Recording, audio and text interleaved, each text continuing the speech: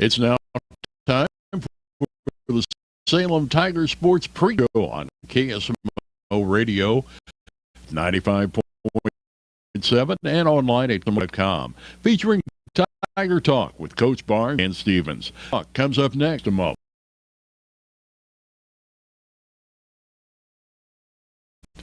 Is not a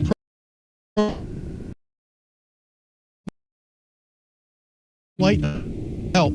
Call the number on the sign and give them the crossing number so they know your location and can remember to save your life. For more information, visit oli.org. Tiger Talk, Stan Stevens, Coach Bryson Barnes, Coach of Salem Tigers, and the Salem Tigers really stopped in ground game. It was dominating, to say the least. They did every kind of running play, coming in off the wing, off the slot, reverses, double reverses, you name it. Wyatt Hughes, and like they're trying, you gotta your cap to Carroll and James stand in. What do you do?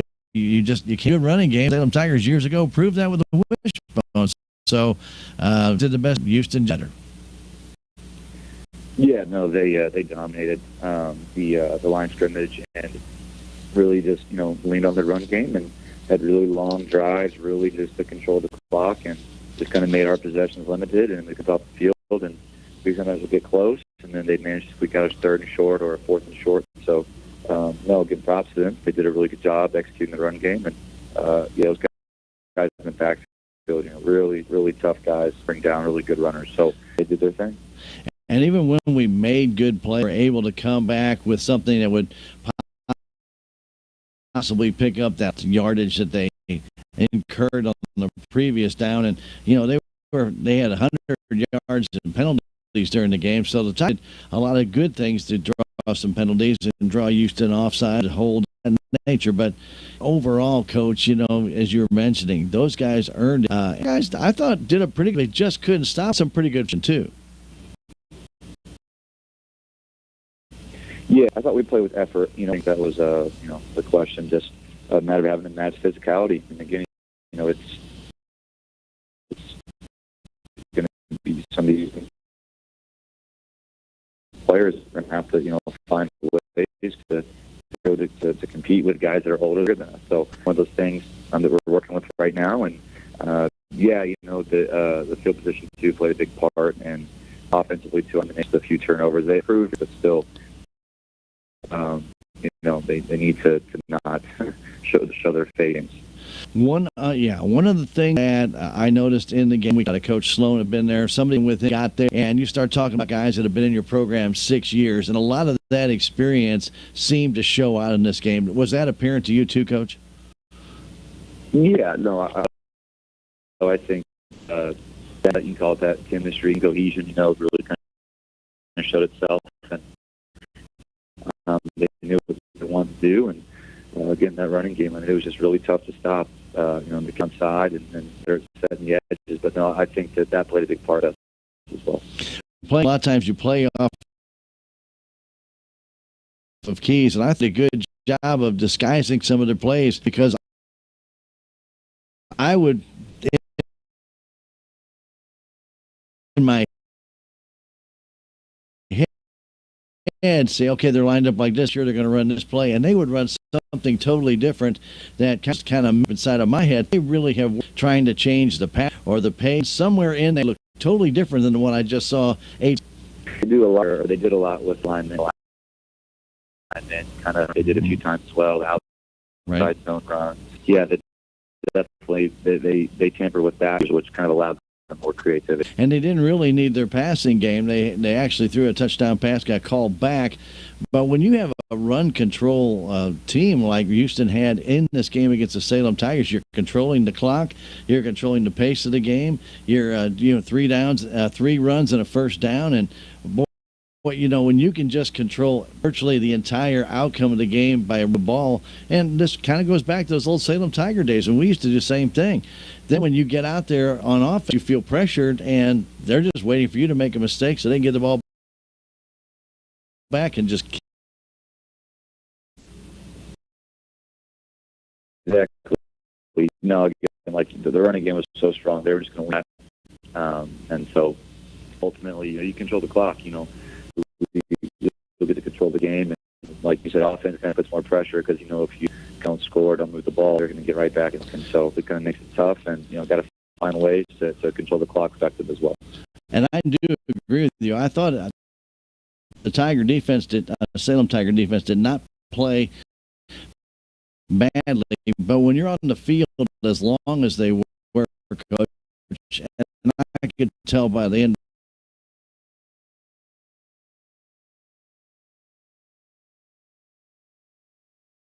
for fourth quarter, those guys were absolutely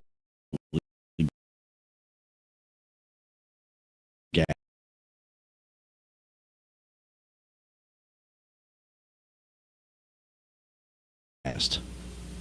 Yeah, what we were asking was eliminating the explosion plays. So, in our mind, play 20 yards or more compared to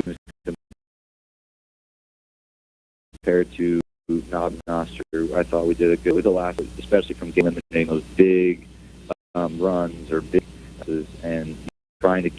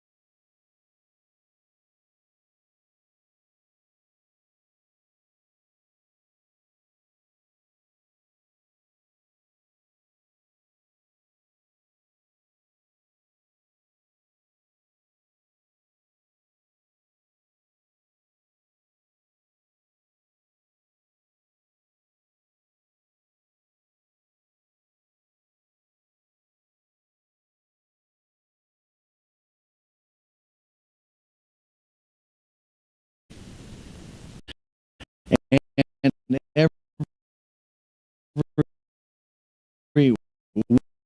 week it's going to be obviously with a different opponent.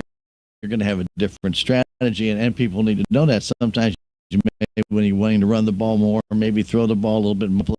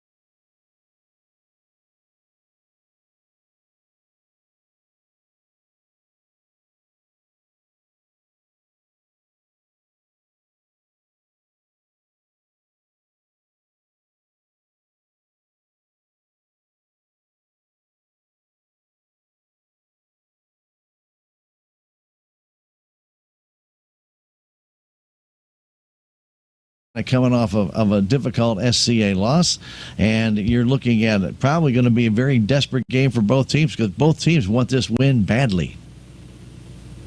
Yeah, no, you're exactly right. Both of us right now so far without a win, and so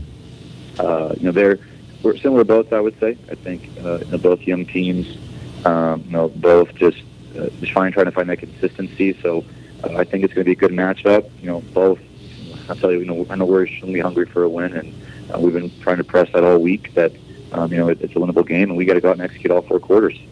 And so, overall, we're ready to go, and it's going to be a good game. One thing you know about Thayer, whether they're ninth graders or seniors, this is going to be a very physical game. That's how they play, and they may not have the quality talent that they might have had last year, but you know what? They're going to hit you, and they're going to hit you hard. Yeah, my few years here in Salem, I've learned very quickly Thayer is, about that. Very physical, tough. No matter who's out there in the field, they're going to fly around and try to hit you. So we've got to be ready to go. We've got to match it, and have that energy just from the rip.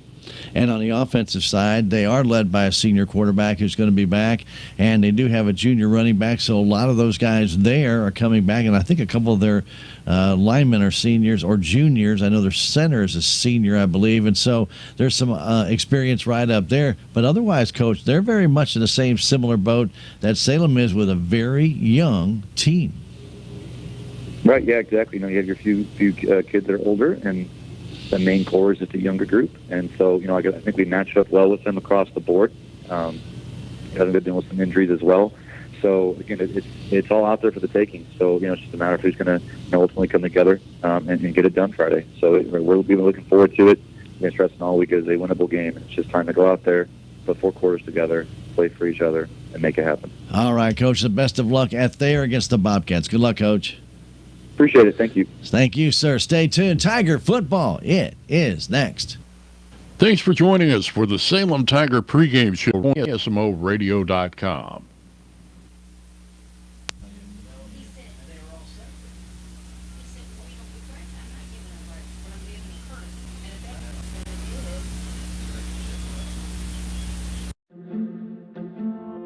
If you have the audacity to believe a financial advisor should talk with you, not at you.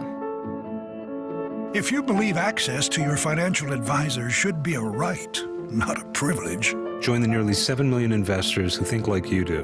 FaceTime and Think Time make a difference. Join us. Join us.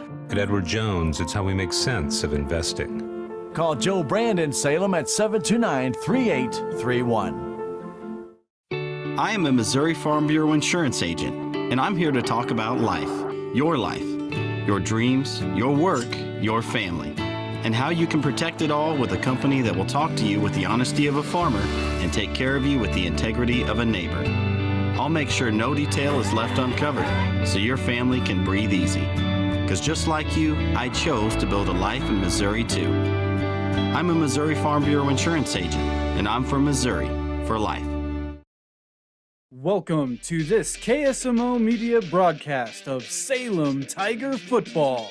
Today's game is being brought to you by K&H Auto Supply, Salem Memorial District Hospital, Farm Bureau Insurance, Bank of Salem, Napa Auto Parts, Monet Auto Supply, Progressive Ozark Bank, Tax Masters, Southwest Baptist University, Salem Campus, Town and Country Insurance, Tarot Complete Auto Care, Edward Jones, Duncan Family Chiropractic, Ozark Overhead Door LLC, State Farm Insurance, Salem Trust, Southtown Furniture, Stephen Patterson, Attorney at Law, Living the Dream Outdoor Properties, Wilson Mortuary, Country Chic Boutique and Photography, J&D Automotive, Dent County Veterinary Clinic, Align by Design Chiropractic, Hometown Mechanical, Town Screen LLC. And now, get ready for Salem Tiger Football right here on KSMO Media. Yeah, we need a cop.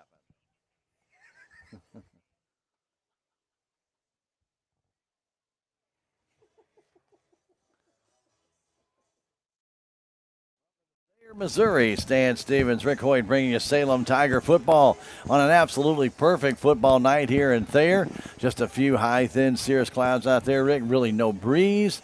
A very nice evening. The field's in very good shape, but Thayer it is experiencing a few technical difficulties as far as injuries are concerned. Yeah, you're right, Stan, and that's what we're going to see here tonight. And hopefully the Salem Tigers can kind of take advantage of the injuries and hopefully come out here with a win here tonight, Stan. Brendan Baker, their starting quarterback, had of a dislocated elbow. Yep. He's not playing, and a freshman will be playing tonight. Mason Sorrell, one of their wide receivers, is out, and they also have another one of their running backs that it was playing for them. Peyton Mills, he's playing, but he's nursing injuries. So he may be actually doing more wide receiver duty than he will be running back duty. So we'll see how this game plays out. So the captains are on the field for the coin toss. Rick, these teams, very rare do you see Salem and Thayer each coming into a game with an 0 and 0. No wins. No wins on either side. And like I say, that's when's the last time you could say that, Stan? Long time ago. Yeah. I can't. It's been a long time. Anyway, they're getting ready for the coin toss, and obviously the Salem Tigers will get to call this coin in the air to determine who will be playing and who will be playing. Who will be, who's going to be playing? Who's going to be receiving the ball and who's going to defend which goal? And the toss is up. We're about ready for that one. And let's see. Salem Tigers have won the toss, and they are deferring to the second half.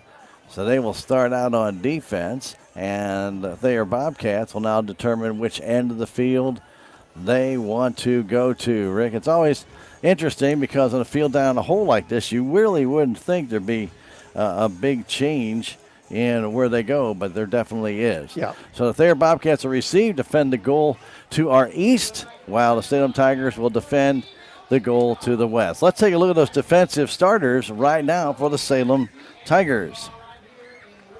Caleb Ingram, senior. Wyatt Campbell, junior. Josh Owen, senior. Ruben Hovey, sophomore. Chandler Brakefield, sophomore. Caden DuBois, junior. Jamal Metcalf, junior. Cole Corson, senior. Wyatt Martin, junior. Braden Atkinson, junior. Clock winds its way down to 0. Getting ready for football. There it is. So let's go over those starters again in case you missed them. Caleb Ingram will be playing cornerback. Free safety will be Mr. Owens. And Caden DuBois at the nickel. And also Mr. Metcalf will be playing a cornerback as well. Chandler Brakefield, a linebacker. Mr. Hovey will be another linebacker for the Salem Tigers up front. Mr. Gover, Cole Corson, Mr. Martin, and Braden Atkinson on the defensive end. Okay. We're ready to get this one going. For Salem Tigers, Matt Stokes will kick it off. Going deep, wearing number 9 is Rowan Spencer. He's the deep man.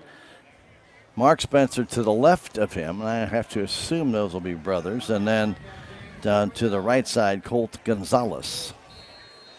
So we're about ready to get this one going. Stokes gets the sign from the official. We're ready to play some football. And the kickoff is on its way. Comes down right around the 20-yard line, taken there by Mark Spencer. To the right, cuts back to the middle, gets to the 36-yard line. Gain on the return of about 11 yards. And that's where Thayer will have it first and 10. Their freshman quarterback coming out, Dawson Harris. We watched him in the warm-up. Rick, he looks pretty good, but already coming off limping is Mark Spencer, and he's usually one of their starters in the backfield. So we'll watch and see how they make that change. True. Gonzalez usually winds up in a wing position. He will. They're going a 3-back set. Keeping it is the quarterback trying to turn the corner, and he's taken down for a loss. I think the ball might have come out, but I think they're going to rule him down, Rick. I haven't seen no signal yet. Have you, Stan? No, they're going to call it a fumble. As the Salem Tigers defense is coming over. So on the very first play, Dawson Harris fumbles the football as he is tackled for a loss back to the fumble came out, so the Tigers got the ball back at the 35, but the ball came out about the 33. And so the Thayer Bobcats with a fumble on their very first possession. Tiger offense comes out onto the field. They'll set up in an I formation to start the game out. Caden DuBois at quarterback, inbounds line to the right side. And they'll give it off to Owen. Owen with a little bit of a hole up the middle will race to the 32-yard line. 3-yard gain, second down, and just about 8. Between 7 and 8. Yeah. Making that tackle for them was Zeb DuBois. For Thayer. Thayer in their green uniforms, which is the green top, the white numbers, the white pants with the green and black trim. Yep. Salem Tigers in their navy blue pants, the white jerseys with the navy blue numbers and trim, and the navy blue helmets. Thayer with their green helmets. Again, inbounds line to the right side. Keeping it is DuBois trying to turn the corner. Gets a block, and then holding is going to be called on Salem Tigers. He slipped down, did Caden, as he tried to make a cut at the 31-yard line, but the Tigers get caught for holding in the backfield, and that's going to cost them 10. Now that, Rick, was what you call a perfect example of holding. True. That was, couldn't miss that one, could you? 2 flags went down, and pretty obvious. That was very obvious. Holding in the backfield, and that will cost the Salem Tigers an extra couple of yards there. It's going to make it second down and almost 20. Yeah, so we've got no gain on the play then, right, Stan? Or 1? Give me 1. We gained 1, and we got penalized 10. Yeah, gotcha. So it'll be second down and almost 19 now, or 18, from where they spot the ball. DuBois in the gun. Giving it off, trying to turn that corner is Owen. Owen's got a block. He gets to the outside. Still on his feet. Gets about a 10-yard gain of that 10-yard penalty. Just about back. Yeah, he did. It's in near the 35-yard line. Actually, the penalty came in 3 yards deep. The markdown is a 3-yard loss and then a 10-yard penalty. Okay. Sorry about that. Gotcha.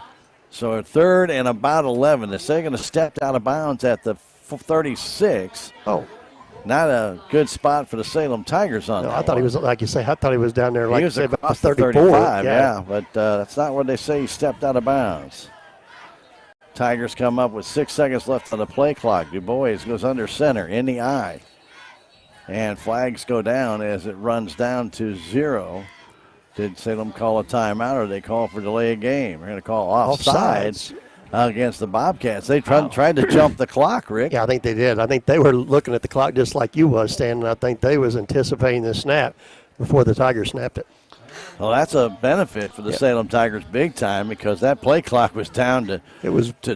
Close, yeah. And Caden just got underneath the center, so it's going to have to be a quick snap, and I'm assuming that they thought that same thing. Yeah. I did not see the man come across the line, but the official threw the flag immediately and blew it dead, which usually they give you a free play on that at times. Oh. And another offside on an attempted, looked like blitz there by number 55, Ryan McIntyre. So the Tigers are now faced with a 3rd and 1 on 2 back-to-back offsides by here. Yeah. Of course, Coach Billy Weber not here anymore. He is retired. Yep. And a new coach, Briar Hancock, taking over this young group. And I mean, Thayer's pretty much in the same boat Salem is. A lot of young kids. Yep. Starting a freshman out. Tigers got a little bit of experience on the quarterback there, but it's going to be an interesting game. DuBois keeps it himself, trying to get the first down. Does have it outside and spins around. Picks up about 5 down to the 27-yard line. First down for the Salem Tigers. And they'll mark him at the 22. Excuse me. Actually put him at the 21, Stan.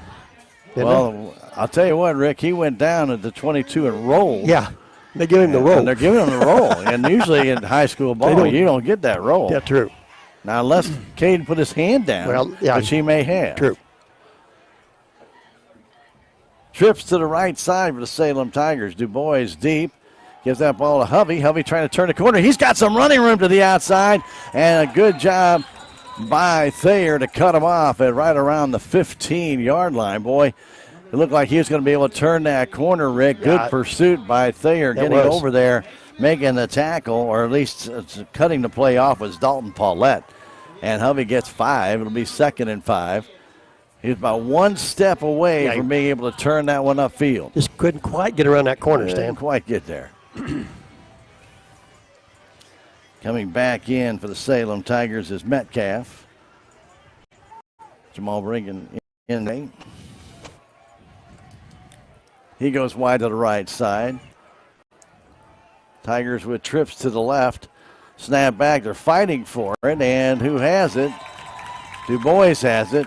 He and Owen were fighting for it like it was going to be a direct snap. And that'll be a loss of 5 as Du Bois gets taken down back near the 20. So it'll be 3rd and 9. That was definitely a mixed-up play. That didn't look good from the start, did it? You had Cade reaching for it. You had Owen reaching for it. And then they tried to tear it from each other's hand, and that's not going to usually work out very well. So 3rd down and 9 at the 20-yard line of Thayer after the Tigers received the fumble on the first play from scrimmage. 2 receivers wide to the left side for the Salem Tigers. Wyatt Campbell far out wide.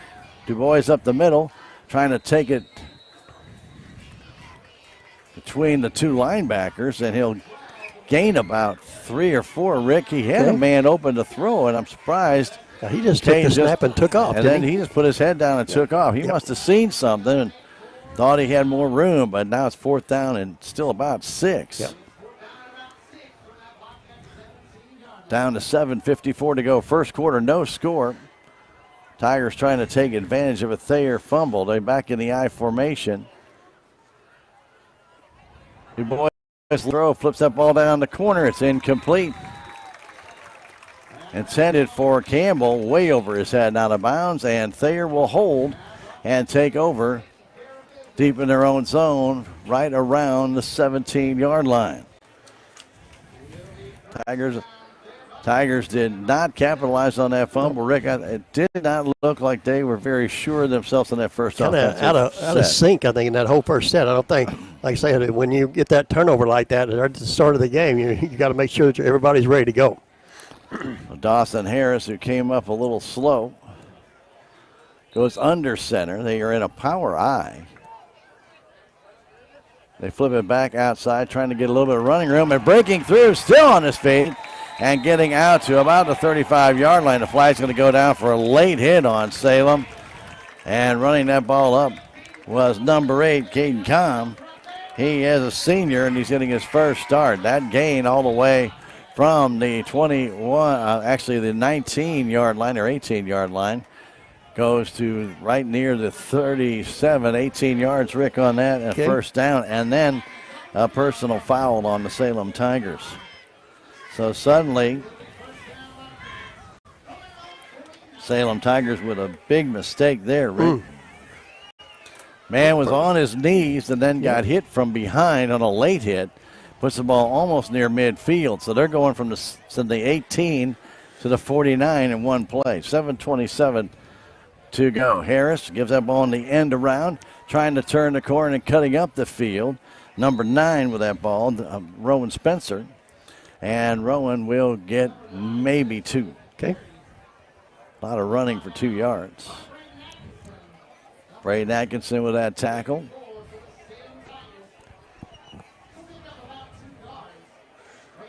Thayer likes to run the ball. Yep. That is their strength. They will do a lot of counter and inside handoffs just like Houston has done in the past. And so we'll have to be watching out for Thayer. They have a double wing formation. Snap comes right to number 20, and that's Peyton Mills, and he'll get a yard, maybe 2. Little wildcat action there for Thayer. We saw that in a little bit of their warm-up. They tried that a couple times. That one got not much. 3rd down and 7 from the 48-yard line of Salem. Dawson Harris, their quarterback, just a freshman, as we mentioned. 5'9", 155 pounds. I'm sorry, 6 foot, 140 pounds. I was going to say, I don't think he was 155 pounds. True. Maybe soaking wet. True. Because he's not that big yet. Double slot formation, man coming in motion, and they're going to give it to him, but flags are down. He had 2 men in motion at the same time. He cannot do that. Nope. And so a legal procedure called against Thayer. Took him a while to drop that flag, Rick. I didn't know if they was going to call that or not, and finally I did hear the whistle, and then I thought, Surely they're going to call that. Yeah, you had a man in motion on the right side. Then you had a man cutting across from the left side. Whoops. And so, yeah, that doesn't usually work. True. So 3rd down and about 12. 6 minutes to go, first quarter. No score. Salem and Thayer here from Thayer, Missouri. Glad to have you aboard. Stan Stevens and Rick Hoyt on KSMO Media on your Friday night. Yeah. So Under the lights, yeah. Under the lights. Yeah. Friday night lights. Again, they set up in a power I. Dawson flipping it back. Running room, it's almost there. Good tackle by the Salem Tigers. Hovey got him down after about a 5-yard gain. Quick burst there again by Com. It'll bring a 4th down and still a long 6. Oh, now they respotted it and make it a 5. 4th down, a long 5. And they are looking to possibly drop back. Just coming back is Peyton Mills to punt. They want to try and bury Salem deep, or I wouldn't be surprised. I'd be careful here, Stan. You're right. Yeah, they have faked many a punt before. Snap is back, and a kick, a good one, kick, coming Stan. back. Jamal takes it at the 10. Nice move to the outside. He's got some running room. Turns the corner to 30. Still on his feet to about the 40-yard line, and a flag goes down late at the Salem sideline. I don't know if that was a late hit out of bounds or not, Sam. It don't- looked like I it could just not kind of see. pushed him out of bounds, but like I say, he may have already been out of bounds. Yeah. Got to about the 36 or 7, Rick, I think, when he went out of bounds.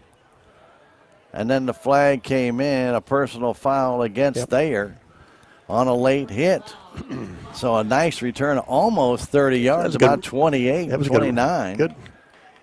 He split the defenders when he got that punt, Stan, and just took it right up them, and then he took it right on down the sideline and got all he could get. That was a nice job. Thayer will be penalized 15 yards.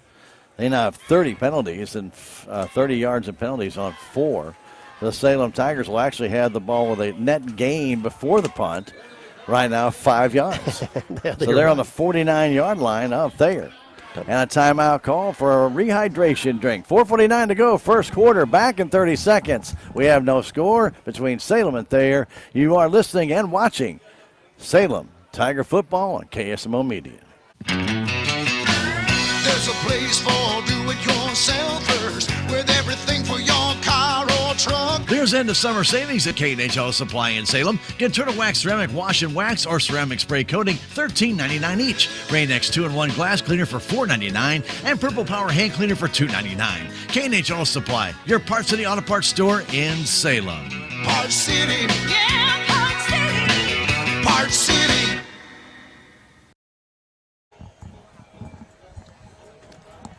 Welcome back to Thayer, Missouri. We have no score here in the first quarter. And it might be time for us to introduce our Salem Tiger offensive starters here for the game. Caden Du Bois, Jr. Reuben Hovey, sophomore. Jamal Metcalf, Jr. Matthew Stokes, freshman. Braden Atkinson, Jr. Cole Corson, senior.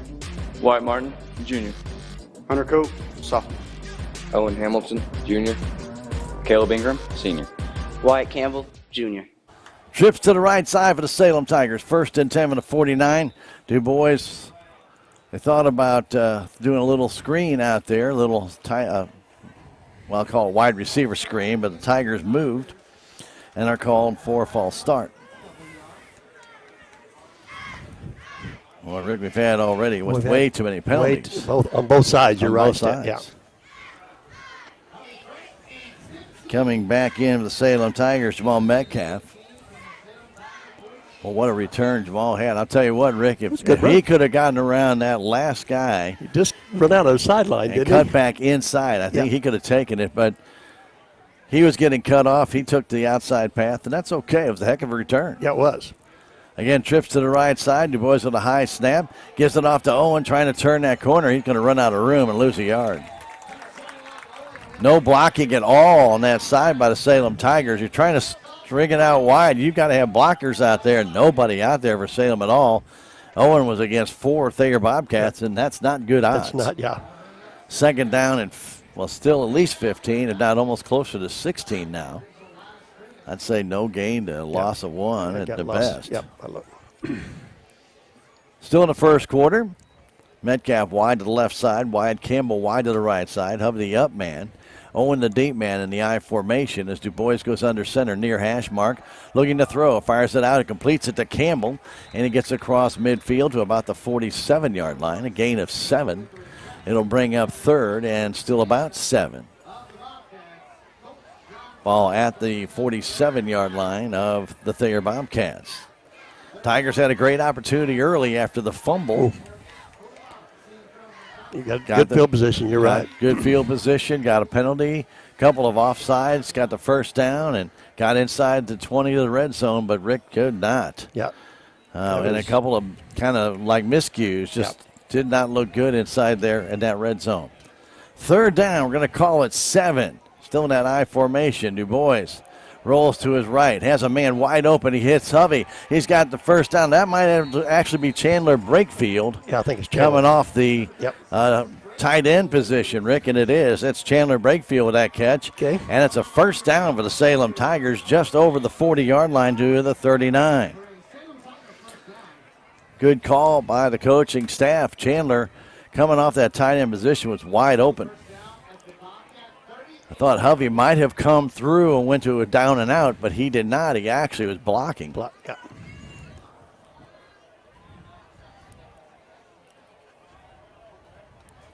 Owen the single setback. They give it to him. No. And nobody. Hand it off to Thayer. Thayer's got it, and they're taking it back the other way. And it's a fumble recovery and a return to the 39-yard line. 52, Stan.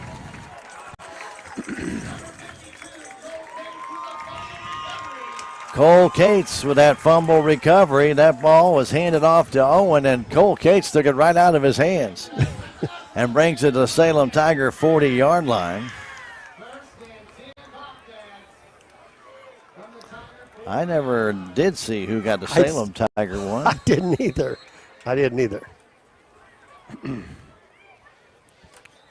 Bobcats move quick. And I think Coach Hancock had something to say to the side judge. Yeah, he told him exactly what the guy what he told did. him. He said he moved. Yeah. He moved over the line and back 5 yards. So as I mentioned, the penalties continue. That was a very careless turnover by the Salem Tigers. Could have cost them a touchdown, Rick. Yep. And you have to be a little bit more sure-handed, and that one was definitely very sloppy. Yep. And I think both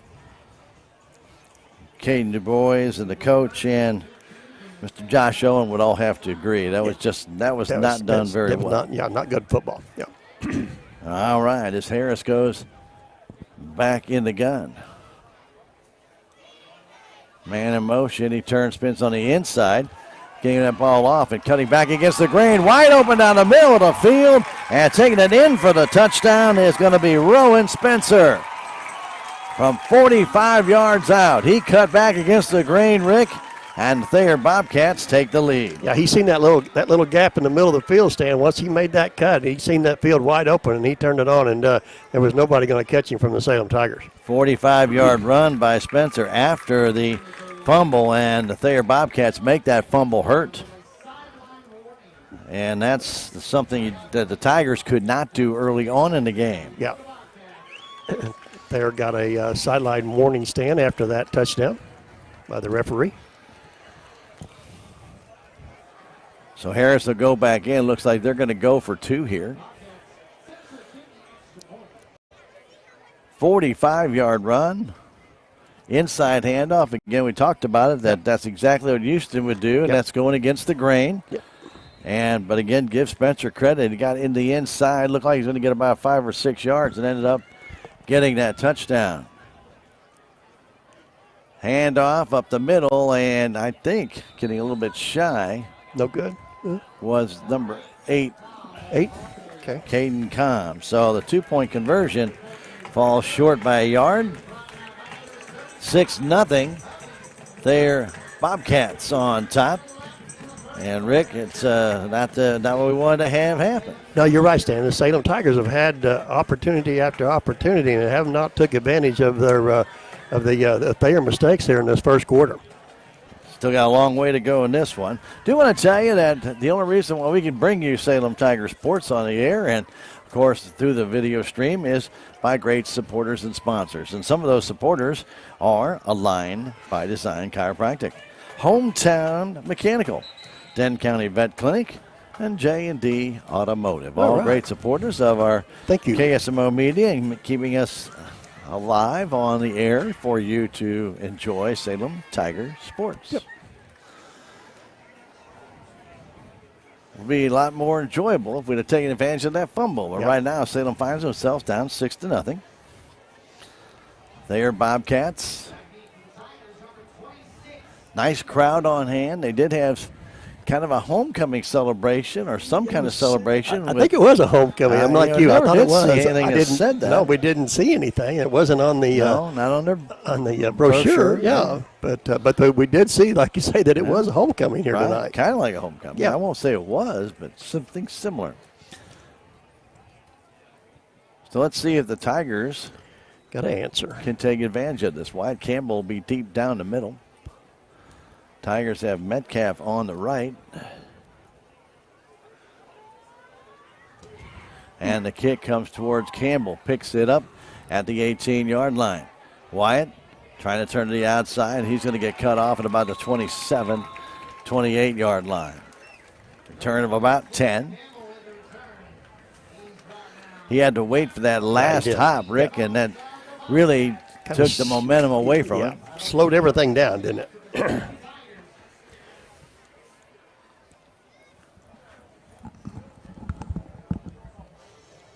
Cash Howard out there on that return as well. He was on the right side.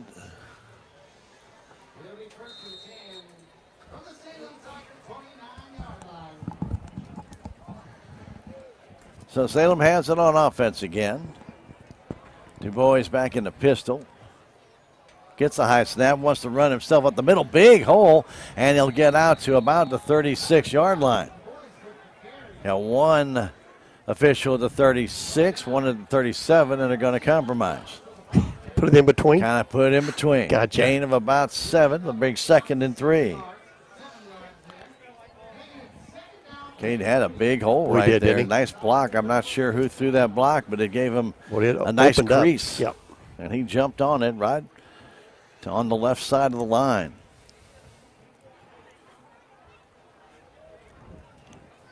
They line up in the same pistol. Trips to the right, high snap, give it off to Owen. Now back the other way, trying to turn that corner, get outside with the Salem Tigers, and not getting much, but maybe a yard or two. Was number 26, Wyatt Campbell, on the end around. Kind of like a reverse, wasn't it, Stan? Well, it kind of was like a reverse, but it was not a smooth reverse. No, it wasn't. Wyatt did not try and take it wide. Looked like he was trying to cut it up right inside, and he gets 2 yards to make it 3rd and 1. Ball at the 38-yard line of Salem. And then he went kind of making up his mind, Rick. Might have cost him that first down. I agree. 2 receivers to the right side in the I formation. Du Bois looking to the sideline.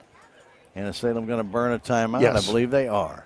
With 58 seconds left to go in the first quarter, Salem will take their first time out of the first half, and we'll come back in 30 seconds. It's Thayer 6, Salem nothing. This is Tiger Football on KSMO Media. Every project is different, which is why Salem Truss uses modern engineering software to design, then construct quality trusses for your home, barn, or business. The size of the job doesn't matter, but the quality of the work does, which is why Salem Truss will deliver their trusses anywhere.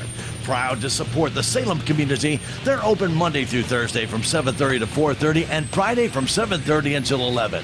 For more information, call Salem Truss at 729-9276.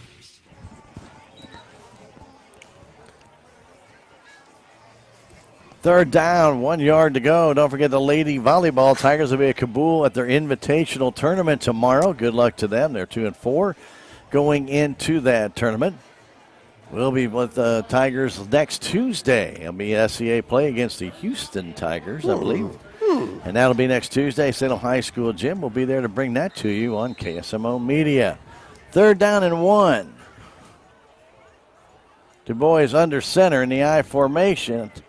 And the handoff up the middle, and getting the first down for the Salem Tigers is Brakefield. A gain of almost 4. Chandler just went straight up the gut. Nothing fancy there, Rick. But a needed first down.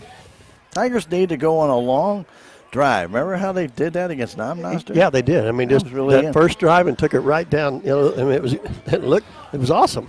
I'd like to see that again. Yeah. The rest of this going into this first quarter and into the second quarter. 2 receivers to the right, back in the I formation. Oh, and a deep man trying to turn to the outside, cutting back against the grain. He's going to be taken down after no gain. It's going to be a loss. A little bit of extracurricular activity out there. Yeah, I thought it was almost a face mask too, Stan. Yeah. They're going to show a loss of 1. Okay. Josh trying to get to that outside. The tackle was pretty high. I thought, like you say, it could have been almost a face mask. That may run out the quarter here, Stan. Yeah, more than likely 8 seconds to go. And they will let it expire. We played 1 quarter here at Thayer. It's the Bobcats 6, the Salem Tigers nothing. We'll come back in a minute. This is Salem Tiger football on KSMO Media. Southwest Baptist University campus in Salem provides quality higher education close to home for residents of Dent County and the surrounding areas. The classes at SBU Salem campus are taught in the afternoon and evenings, making a degree attainable for people who are in the workforce or can't afford to go off to get a degree. We offer degrees in nursing, which is an RN Bridge program, elementary education. For more information on the degrees and programs, please contact admissions counselor Chris Welch to schedule an appointment as a prospective or returning student. Salem Memorial District Hospital believes that our community deserves the very best healthcare one could offer. We understand that all physicians need the highest quality images to thoroughly treat each situation. With you in mind, Salem Memorial District Hospital has brought these services home, and that includes our new state-of-the-art MRI. Don't waste your time and money driving long distances. Let us take care of you here at home. Salem Memorial District Hospital. Every patient, every encounter, every time. Ready for the second quarter as Tigers offense gets back on the field, 2nd and 11. Rick, we really were talking in between. We'd just like to see some of the Salem offense just go right at the line instead of trying to make these moves. Yeah, just explode. I mean, you're right. Just hit it hard and see what happens. Yeah, hit it hard and go. It looks like we're trying to be too much of a finesse team right now. Hand off to Brakefield up the middle, and he'll get 2, maybe 3, up to near the 45. Still going to be 3rd and about 9.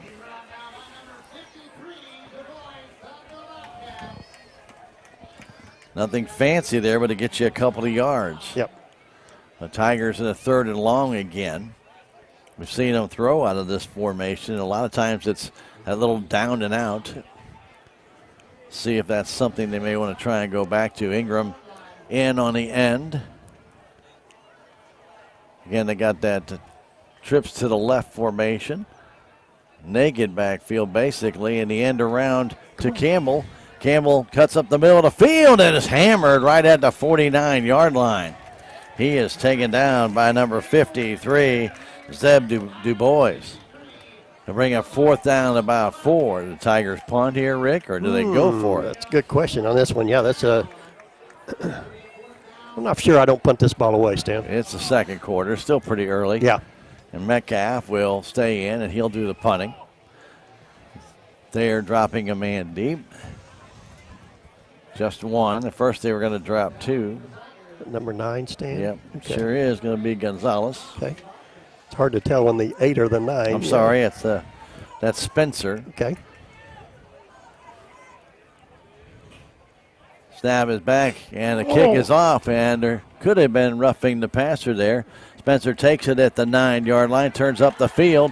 Now cuts back to the middle, breaks a tackle, still on his feet, and then gets taken down to the 22-yard line.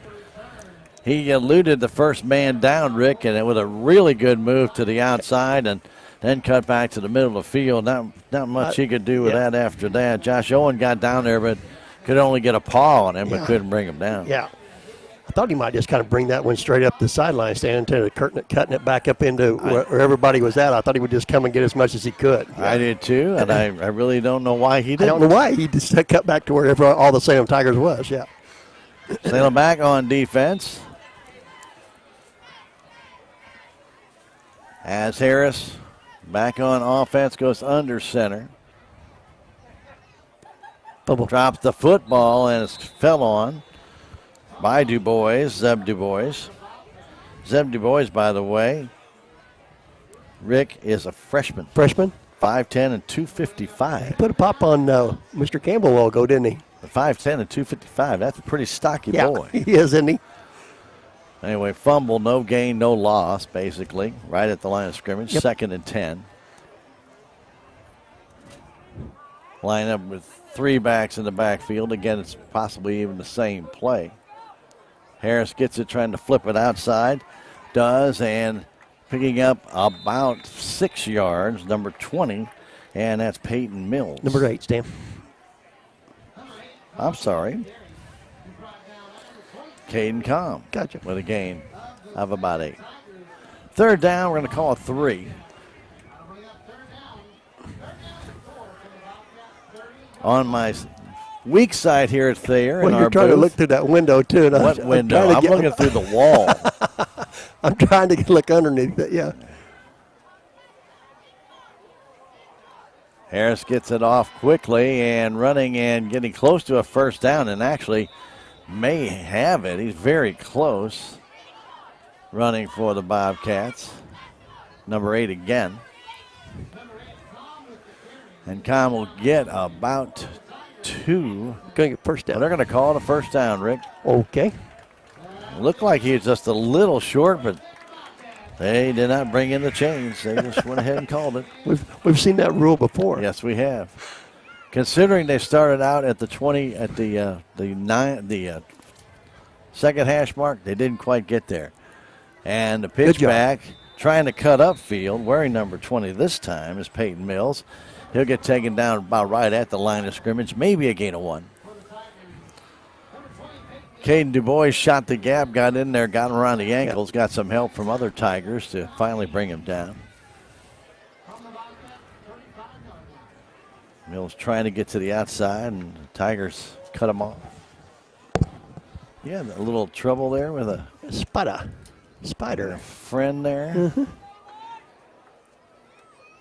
Harris keeps it, trying to get it to the outside again. Nice job. And he gets back maybe to the line of scrimmage for the Salem Tigers. A good tackle coming in, making that was Wyatt Campbell. Again, he came up, made that play, no gain. Yep. It'll bring up 3rd and just about 10.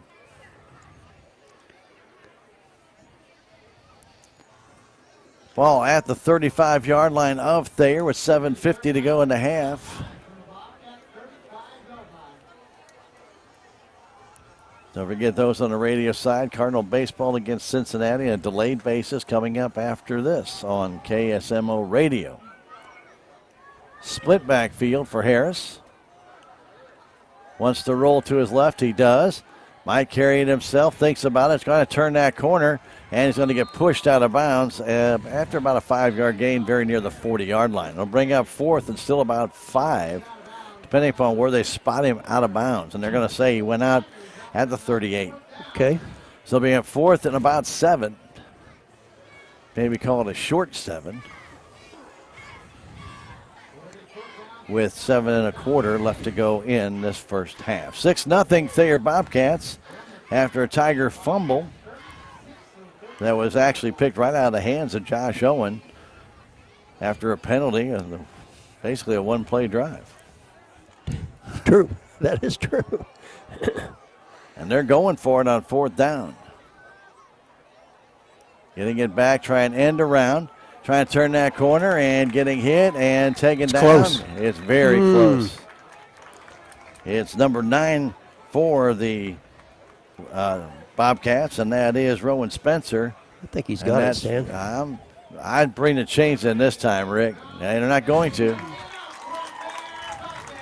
I had demanded a measurement. That's close enough. That was close enough, I thought, to measure that one, Stan. Especially on a 4th down play. Especially since that was kind of and then they moved the ball up when they spotted it. Yeah. So, yeah. Yeah. We won't go there. Gonzalez back in the game after being injured early on. He's wide to the left side. They tried to flip the ball up all in the air. Intercepted by Campbell at the 49-yard line. That ball was tipped. And Campbell has the interception.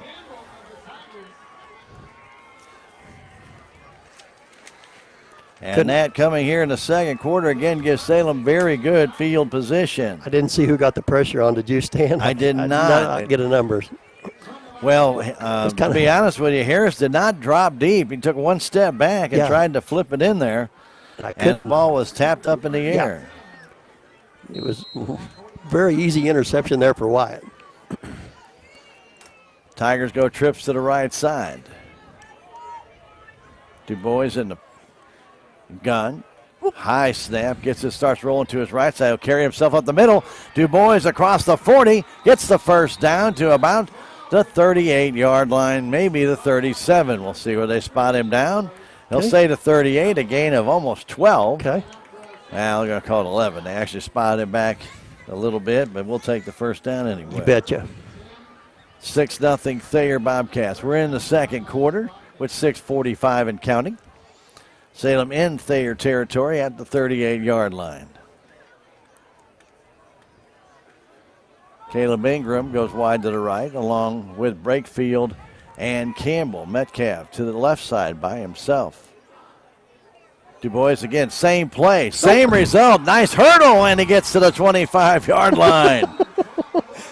He hurdled Gonzalez right around the 30, and he'll get marked down. Let's see where they finally put him, Rick. Okay. From the 38, they're going to put him at the 22. A gain of 16 and another first down for Caden Du Bois. That was exactly the same play. Is he a hurdler in track, Stan? He is now. I didn't know he did track. I didn't either. I thought he played baseball. He cleared him, didn't he? He did. He went down to try and take his feet out from under him, and Caden just... So thank you very much. Just did the long hurdles right over top. Staying in the gun. Snap is back. He keeps it again up the middle and has to avert 2 or 3 different Thayer Bobcats. Will work his way down to the 20. So a nice gain after really not having much of anything. He'll take the 2.5 yards. Okay. And it'll be second down, still about 8 yards to go. There really was no room out there as Caden went to his left instead of staying up the middle.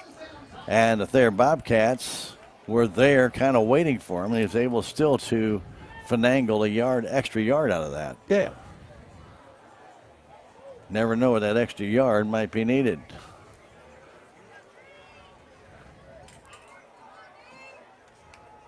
Du Bois under center. They're in the action.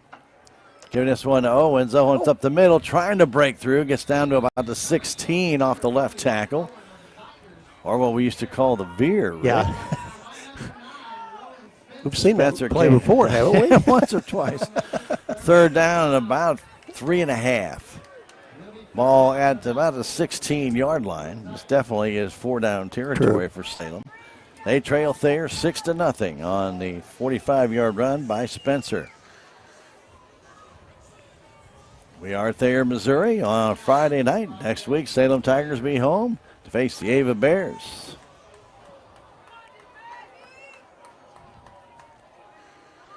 In the I formation. Clock running out quickly. Du Bois dropped the football. He had to dive on it. Tried to pull away too quickly. Yep. It'll bring up 4th and about 6. He'll lose 2 on that. Caden tried to pull away too quickly, or the snap was a little bit late coming out, one or the other, and the ball trickled on the field. He had to dive on it, but that cost Salem some valuable yardage right there. 4:25 and counting. 4th down, about 6.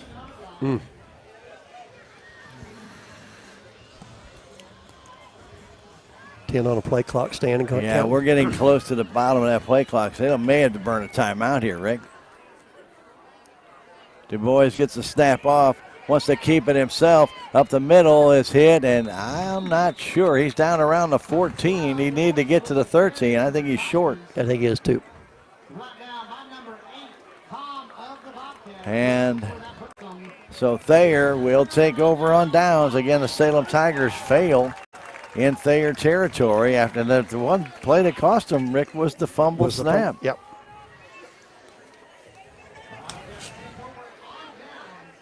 So Salem fails again to capitalize on a turnover, the second time in this game. Timeout, Stan. And a timeout call for a rehydration break.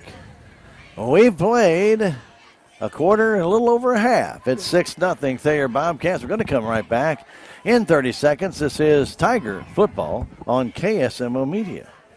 Southtown Furniture. Southtown, where the bargains are. We've got everything from furniture to appliances. Quality floor covering. We won't be undersold, you'll see. To you, that is our guarantee. Southtown Furniture, where the bargains are.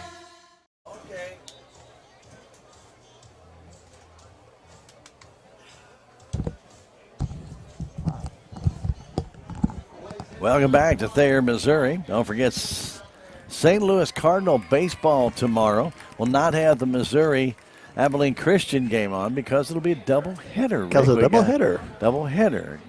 Tigers and Cincinnati tomorrow. First game 11:20 pregame show. Second game 5:20 pregame show. Both games on KSMO Media.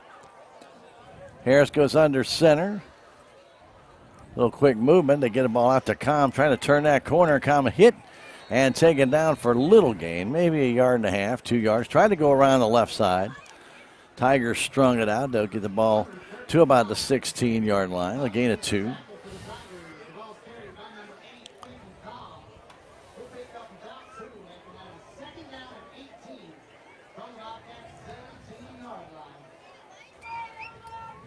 Com tried to swing that outside, just ran out of room. Yep. And had to cut up. Now they do the triangular situation. Hand that ball off. Big hole up the middle, and getting through is Com for a first down to the 35-yard line. All the way from about the 16. They'll put him at the 34, and that 18-yard gain. And a first down for the Thayer Bobcats. I don't think it's a formation the Tiger defense had seen yet tonight. True. We saw it in their warm-up. We saw it in warm-up, yep. Trying to get it to the outside, and the Tigers read this one very well as Com tried to turn it to the right. Tigers ate them up. Du Bois in there, Hovey in there. Also in there for the Tigers was Braden Atkinson, so there was no room. There was no room there. Lost the yard. Second down, 11. Ball at the 33-yard line of Thayer. 2:50 to go in the half. Each team, well, has had chances on turnovers. Thayer took advantage of theirs. The Tigers had 2 opportunities and did not. Spencer wide to the left. Gonzalez wide to the right. Harris fumbled the football. Who's got that one? I think he's back on top of it. Did he get on it? I think he did. Okay. He did. Okay. We'll bring up third down, but a loss of a yard. It'll be now third and about 12. Ball back at the 33-yard line.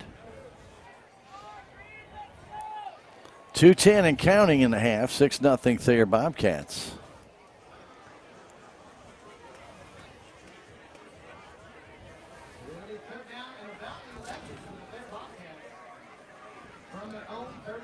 Carter Diggins checks in for Salem. Okay. Harris wants to throw the ball, does, and the ball is incomplete. Intended for Spencer on a slant, and it was just behind him. Might have been tipped by Campbell. I can't say that he didn't. Yeah, it looked like he did get a hand on it, didn't he? Almost deflected that into Metcalf's hands. Yeah. That would have been sweet. That would, yeah. Dropping back to punt for Thayer. Number 20, and that is Peyton Mills. Again, I don't trust Thayer. Farther I can throw him. And they get off a low line drive kick towards Metcalf. It comes right to him at the 26-yard line. Makes his turn to the left, but then thrown down by Spencer. And he kind of taunted him Yeah, right I seen there. that too, Stan. Boy, last week that drew a flag, not this week. Only got about a 4-yard return on that one. Low line drive kick. And Spencer gets down there and made a good tackle on Metcalf, a one-on-one, but then hovered over him and got those words in. Yep. I'm surprised Coach Bryson Barnes isn't saying something, or there's not a warning to Thayer. Sure. They already got one bench warning. Yeah, they did. So 1st and 10 with 1:36 to go. Salem down by 6-0 score. Metcalf will go to the left side along with Campbell. Du Bois in the I formation. Will get it and flip it back outside to Owen. Owen's going to get taken down. No gain. Josh could not turn to the outside. Thayer Bobcats coming around the corner with a nice tackle made by number 67, Weston Rogers. He read that play well. Actually, a loss of 1. Yep. Clock is running down to 1:10 to go. Owen, a senior, but he has not had much success running the ball here tonight against the Thayer Bobcats. 2nd down. Du Bois rolls to his right, wants to throw, now stops, and he's going to get taken down for a loss. Back to the 25-yard line.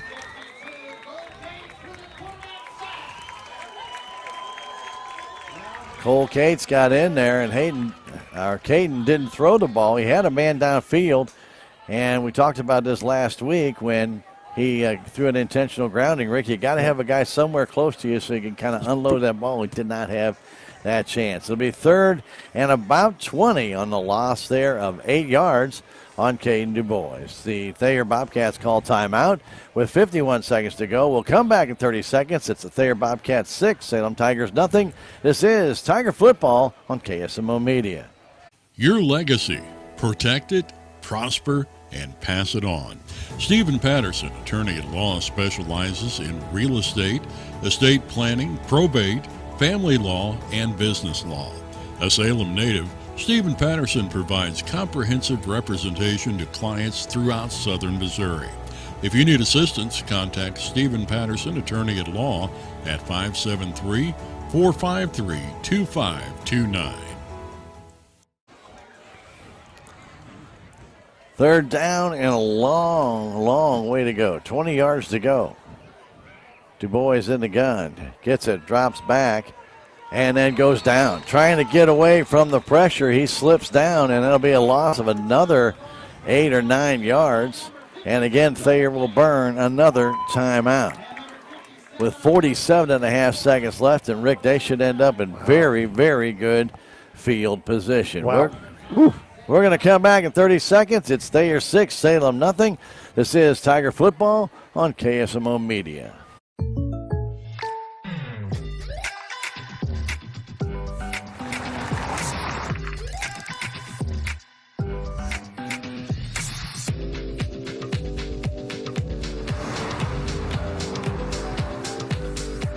For your surprisingly great rates, contact your local State Farm agent today.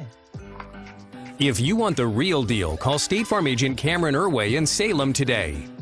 Like a good neighbor, State Farm is there. Well, the Thayer Bobcats called a timeout on their score clock. They have all 3 timeouts called against Hey, that's Salem. pretty good. Yeah, but no, it's not, because if they'll still think Thayer has 3 more. Yeah, true. They have that incorrect, and nobody has corrected that. And the Tigers, Metcalf, will come in to punt. This will give Thayer excellent field position with still 47 seconds to go before half. Snap is back. Metcalf gets pressure and gets it off.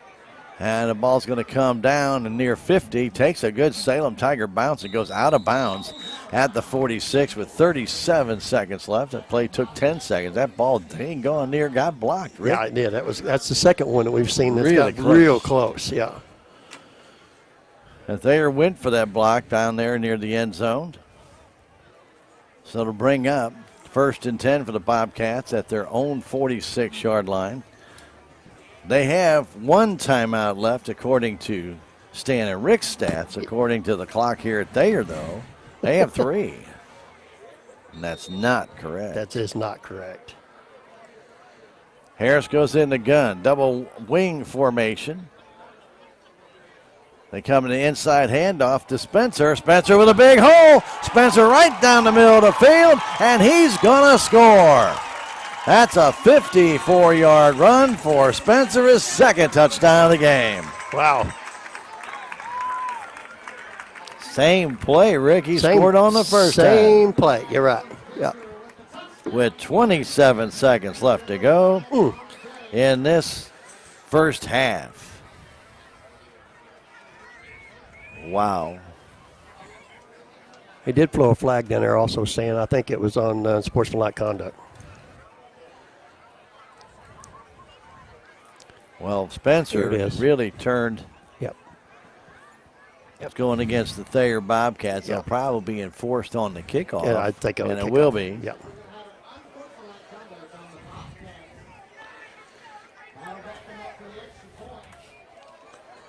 So the Tigers' inability, Rick, to move the ball. They give the ball away. I have to punt near the end of the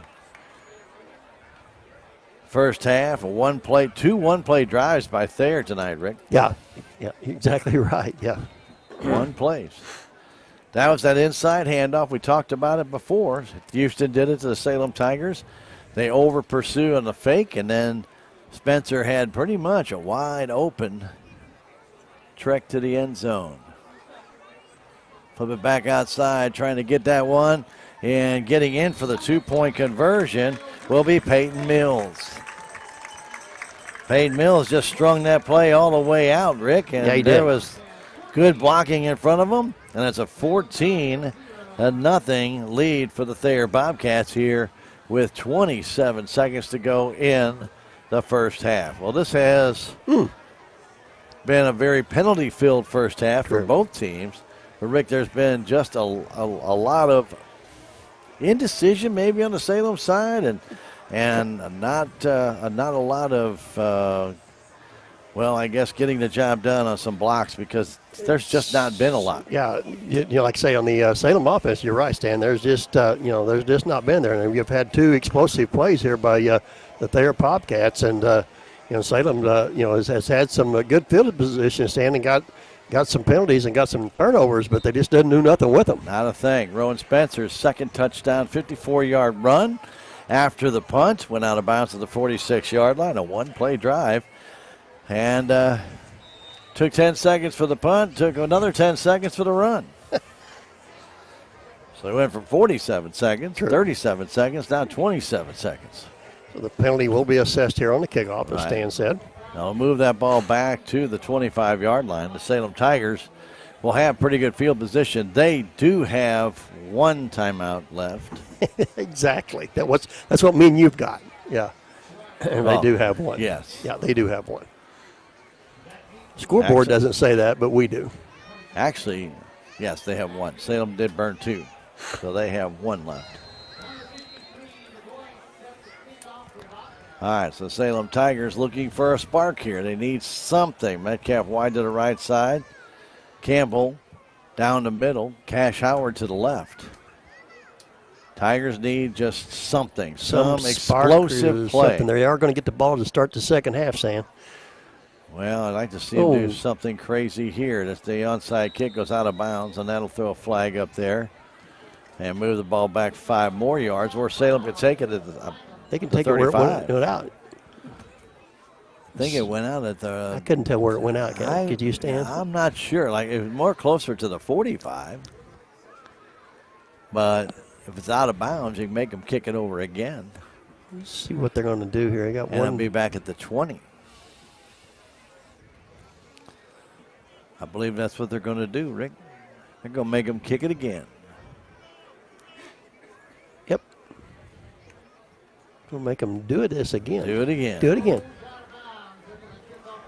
So Thayer. It wouldn't surprise me here, Stan. You got to watch even for Thayer. It wouldn't surprise me with an onside kick. No, you're right, Rick. And you definitely aren't expecting it this deep in your zone. That's pretty gutsy. Yeah, you're right. But you're right. Nobody up there is going to be expecting it, you would think, right?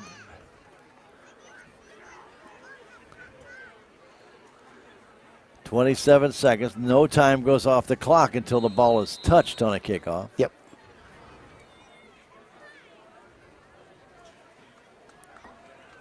And going back to kick will be number 53, Zeb Du Bois. And he kicks this one high down the sideline. It goes to Campbell at the 39. Campbell up the middle, breaking through to the 45, now across the 45 to the 43. In Thayer territory with 21 seconds left. You never know, Rick. That's true. One play is all it takes. That's right. We've seen that. We've seen Thayer do it twice. We have. Yeah. One play.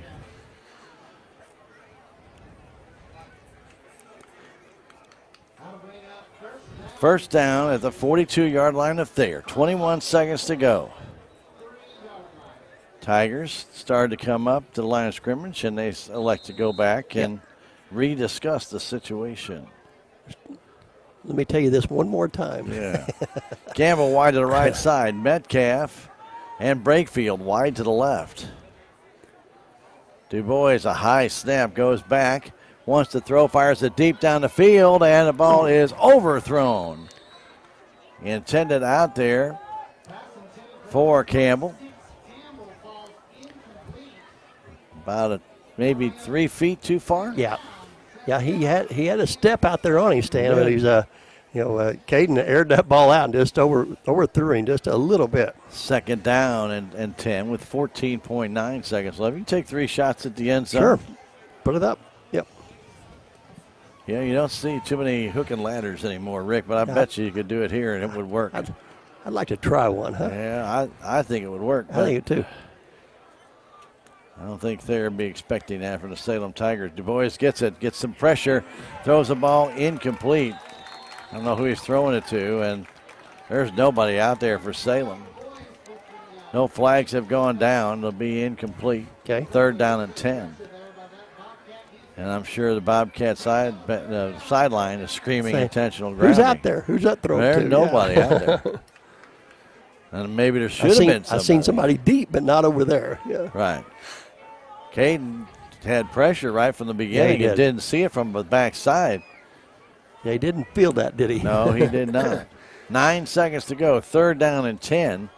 Again from the 42-yard line of Thayer. Metcalf to the left side. Campbell to the right. Again, a high snap. Du Bois elects to run out to the sideline, flips it out, and the Tigers will get a few yards. Campbell catches it, but does not get out of bounds. And the clock has run out, Rick. I don't know if he did get out of bounds, and there might be a second left on the clock. 2 seconds. 2 seconds, the official shows. Okay, yeah, he's wanting 2 on the clock, isn't he? Fourth down. 2 seconds on the clock. So Thayer will drop everybody back deep. They're not going to allow a Hail Mary here. True. Ball is situated at the 37-yard line. 2.2, Stan. 2.2 seconds left. Academic, really, if true. Because once the play is over, the clock will stop. So whether Salem has the ball or Thayer won't make any difference, unless a defensive foul. Firing it deep down the field, intended for Caleb Ingram. He didn't look back, but it was overthrown anyway. Caleb was running down the middle, Rick. He was open, and pass just a little too far in front of him. And we have played a half here at Thayer. It's Thayer Bobcats on 2 one-play drives, leading the Salem Tigers by a score of 14-0. We're going to come back in 1 minute with some stats. Well, make that 3 minutes with some stats in the first half when we return, and get you up to date on different things going on KSMO Media this weekend. 14-0 Thayer Bobcats. Back in 3 minutes. This is Tiger Football on KSMO Media. With tax season fast approaching, you might have some questions that you need answered. If so, give the Tax Masters a call.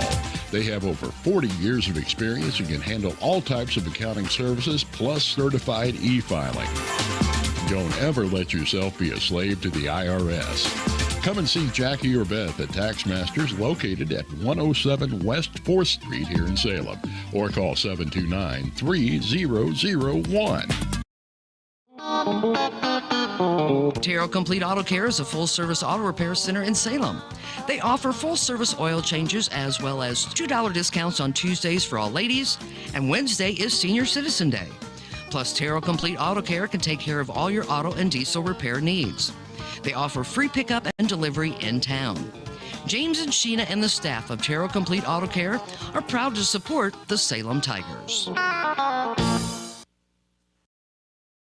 This is Mike Elliott from Town & Country Insurance. As an independent agent, we shop many different companies, allowing us to find the best value for our clients. Town & Country Insurance has been serving South Central Missouri since 1963. We have offices in Salem, Rolla, Licking, and Mountain Grove, and would welcome an opportunity to show you what we can do for you. Stop by 400 West Scenic Rivers Boulevard, located inside the Town & Country Bank, or you can call our office at 729-624.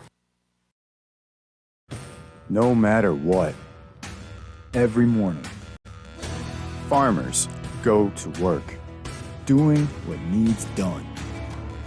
The work is unforgiving. The days are long, real long. They nurture, they grow. When the day sell the fruits of their labor, your neighbor on Town Street. When I meet a new loan customer, I try to drop working on prior to them coming in my office and focus directly on what their needs are at the time, whether it be a new car, their first house. I focus directly on what they are telling me and what they are needing, and it doesn't matter if it's a $1,000 loan or a $1,000 house. I try to treat every client the same. Relationships is not just being on a first-name basis. It's a partnership built on trust. This is Scott, president of the Bank of Salem. Since 1983, the Bank of Salem has been a circle community with a kind of personal and professionalism that builds relationships. Earn the trust of customers with over a century of strength and stability. Never once in our name or compromising customer service. Stop by one of our 2 locations in Salem. Visit our website or download our free mobile app. The Bank of Salem, Equal Housing Lender, member FDIC.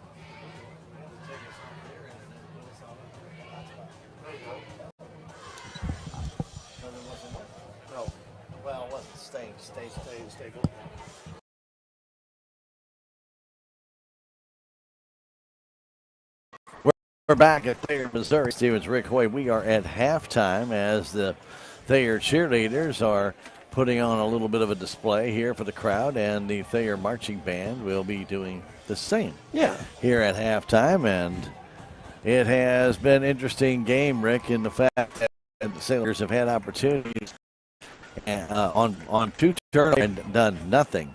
And in the meantime, the Thayer Bobcats, 1 turnover by Salem, a 1-play drive for a touchdown, and then after a punt, a 1-play drive for another touchdown.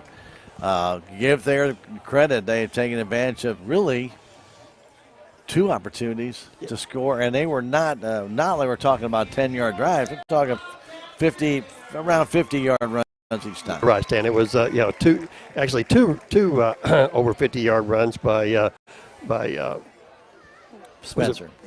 Spencer, right? Yeah, Spencer. But anyhow, like I say, both of them was over 50. But anyhow, and you look at those 2 plays, Stan, and you if you took those 2 plays away from them, the yardage would be pretty well even. Yeah. I mean that's just the way that's the way it is. But you got to hand it to Thayer. They made 2 good plays, and they scored on both of them. And Salem has not had that big play.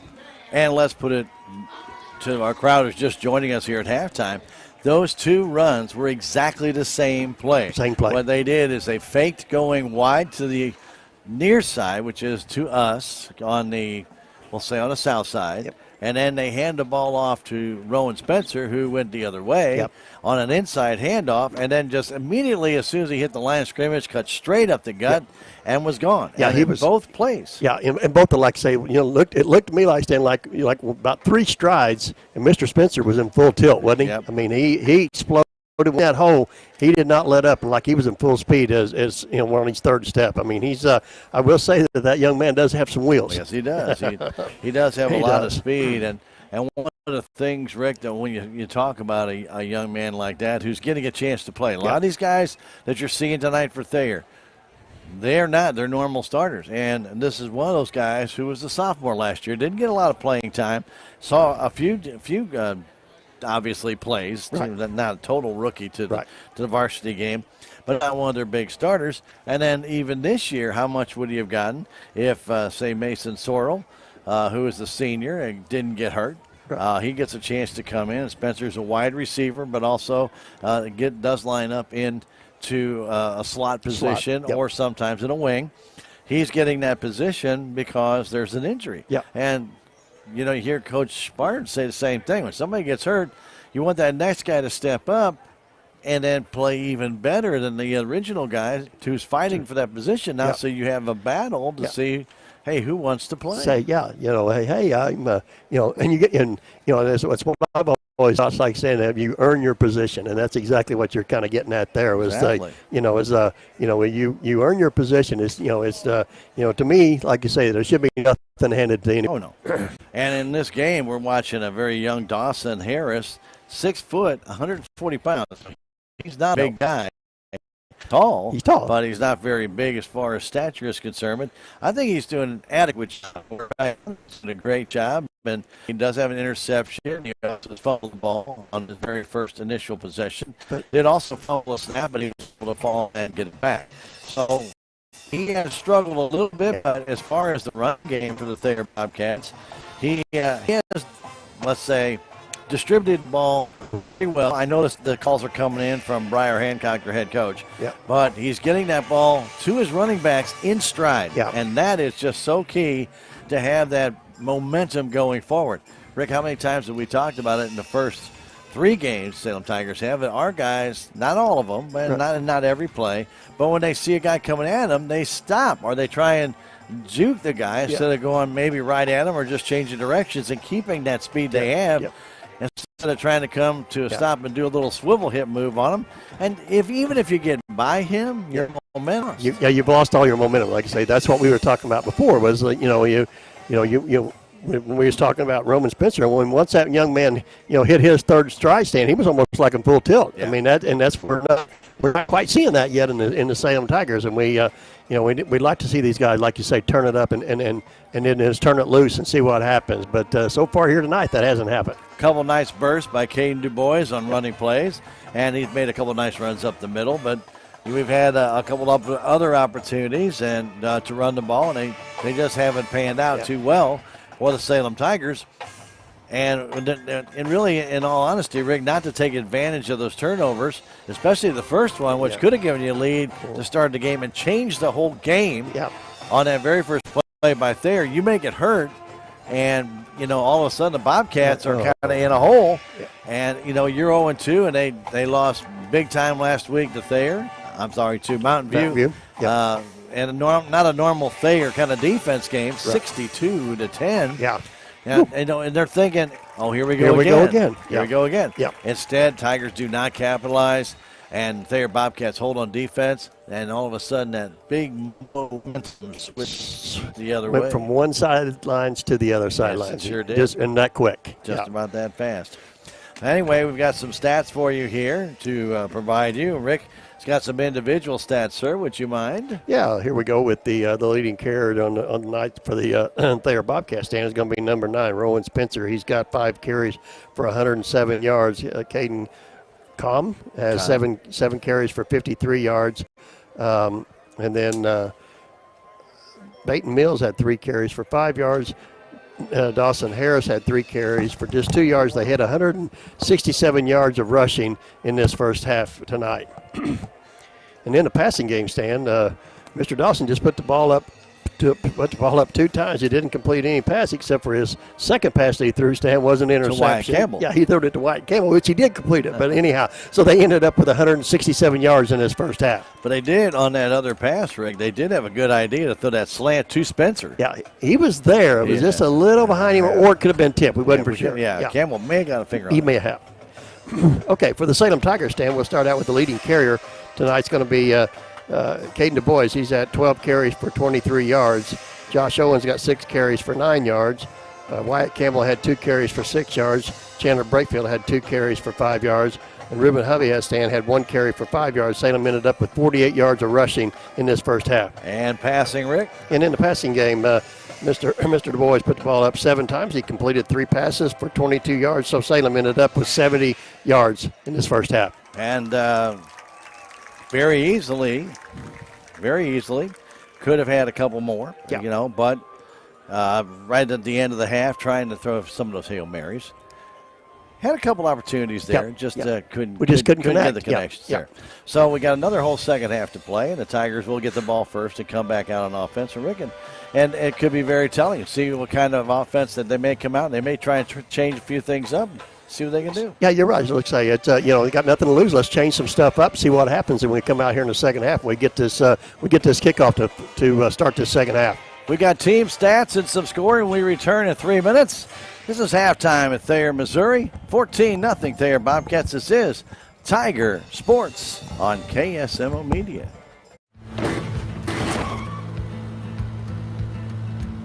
Sorry, Dad. Sure, you could get him a new car. You could also light a pile of money on fire. Because as long as Mr. It wasn't my fault takes the wheel on occasion, maintaining this car is your best option.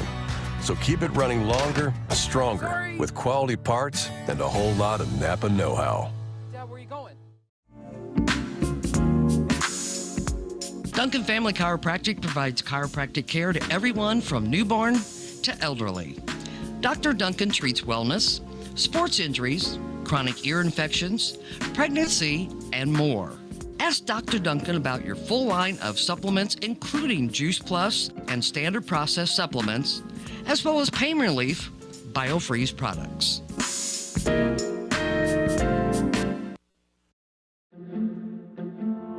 If you have the audacity to believe a financial advisor should talk with you, not at you. If you believe access to your financial advisor should be a right, not a privilege. Join the nearly 7 million investors who think like you do. FaceTime and ThinkTime make a difference. Join us. Join us. At Edward Jones, it's how we make sense of investing. Call Joe Brand in Salem at 729-3831. I am a Missouri Farm Bureau insurance agent, and I'm here to talk about life, your dreams, your work, your family, and how you can protect it all with a company that will talk to you with the honesty of a farmer and take care of you with the integrity of a neighbor. I'll make sure no detail is left uncovered so your family can breathe easy. Because just like you, I chose to build a life in Missouri too. I'm a Missouri Farm Bureau insurance agent, and I'm from Missouri for life. There's a place for do-it-yourselfers with everything for your car or truck. There's end of summer savings at K&H Auto Supply in Salem. Get Turtle Wax ceramic wash and wax or ceramic spray coating, $13.99 each. Rain-X 2-in-1 glass cleaner for $4.99 and Purple Power hand cleaner for $2.99. K&H Auto Supply, your Parts City Auto Parts store in Salem. Parts City. Yeah, Parts City. Parts City. Every project is different, which is why Salem Truss uses modern engineering software to design, then construct quality trusses for your home, barn, or business. The size of the job doesn't matter, but the quality of the work does, which is why Salem Truss will deliver their trusses anywhere. Proud to support the Salem community, they're open Monday through Thursday from 7:30 to 4:30 and Friday from 7:30 until 11. For more information, call Salem Truss at 729-9276. Welcome back to Thayer, Missouri. We are at halftime, and you see the Thayer Marching Band exiting the field. Nice job by them, entertaining. Really nice crowd at halftime. Sure. Rick, I still have not been able to determine if this was a homecoming or just a special event in town. They still have the parade cars on the other side of the field. And, they got the floats. Right, that's what I mean, the parade car. Well, the parade cars are kind of gone. The floats are still there. Yeah. But, I don't know. I don't know what it was. But anyway, nonetheless, nice crowd on hand. It is. Here at Thayer, Missouri. And We do want to remind everybody, by the way, that the JV football game for Monday night scheduled to be here at Thayer has been canceled by the agreement of both teams. There could be a player shortage on both sides, as well as there are some transportation issues. So they have elected, because of the distance that they are, obviously. Yeah. Let's call that off. Call that one off. So that game for Monday here, the game has been postponed. Thank you. So, anyway, team stats for that first half as we are here at halftime at Thayer. The first stat I really want to bring out is turnovers. Yep. And the first turnover of the game was on the first play of the game, where where Thayer got the ball, and Harris tried to pull it and go to the right side. He got hit. The ball came loose. Salem Tigers recovered, but the Tigers' offense just could not generate much. Matter of fact, they got a holding penalty early on and pushed them back. They were able to get a first down by getting Thayer to come offside twice. Yep. So they were able to still generate that first down, but Rick, they just could not move that ball going. So Thayer gets it back. There really was nothing there until late in the first quarter when the Salem Tigers, and we had a little confusion in the previous set of downs on a snapback to Josh Owen or Caden Du Bois. They both reached for it. They both tangled for it. And they kind of, I don't know, I still don't know the insight to that. And I'll talk to Coach Barnes about that. But there seemed to be both of them tugging on the ball. One was supposed to take it, or the other one, you're supposed to let me have it, or you're going to keep it. We don't know. Yeah. So then on the next play, they're going to hand the ball. They had to make sure of it. And in doing so, in a handoff, maybe a little bit too, they handed the ball off. The ball, as it was going into Josh Owen's hands, was taken away by Zeb Du Bois. He had it's not an interception, just a fumble, but he brought it down. And then a penalty, obviously moved the ball back to about the 45-yard line, and then Spencer on that 45-yard run, he takes it in for the touchdown at the 2:37 mark to make it 6-0. That on the first turnover and the only turnover by Salem in the game. Yep. Then the Tigers get a chance on a Wyatt Campbell interception right near midfield. Ball gets taken down inside the 30-yard line, actually inside the 25, but the Tigers just can't finish it off. And again, it's this little chess game moving back and forth. And the Tigers then, unfortunately, had to give up the ball before halftime. They got the ball back on a punt by Thayer. Metcalf return was a fairly short one, and then the Tigers had 2 sacks on that play, back-to-back sacks. And next thing you know, they're playing the ball. They got good field position at the 45-yard line in a one-play drive by Spencer. Again, 54-yard run, and this time the 2-point conversion by Peyton Mills was good on a end sweep. They went into the far left corner of the end zone, 14-0, and that's where we stand. Salem Tigers, well, they had more first downs than Thayer in that first half. They had 5. Thayer Bobcats had 4. Penalty-wise, it was an ugly first half for Thayer. And I'm telling you, Rick, and they probably could have had 4 or 5 more. True. 7 penalties for 55 yards in that first half. And we know of 2 tauntings that were not called. Definite tauntings where they got in the face of the opposing player. Salem had 3 penalties for 30 yards. Unfortunately, one of those came early in the game on that holding. It really hurt a lot for the Salem Tigers. So 3 penalties, 30 yards to Salem Tigers. Not much else to say. Then the Tigers offense has just got to find a spark, a generation, hit a quick pass, something. A nice big run, but it's got to be something aggressive. It's got to knock you down, got to push you over, and we have to see that. And just that first half was kind of laissez-faire type, just kind of hey, we're out here having a good time playing some football. Let's have some fun. Let's go out there and let's go out there with the intent of moving the ball down the field with kind of that goal we had against Knob-Noster. Play by play by play by play, move it forward and take it. And let's go the length of the field. They're going to get the ball to start the second half, and that would just be a great way. That's the way we need it to start out. You're right, son. Start the second half. We're going to take a 2-minute break and come back with the second half of play. It's 14-0 Thayer. We are at Thayer, Missouri.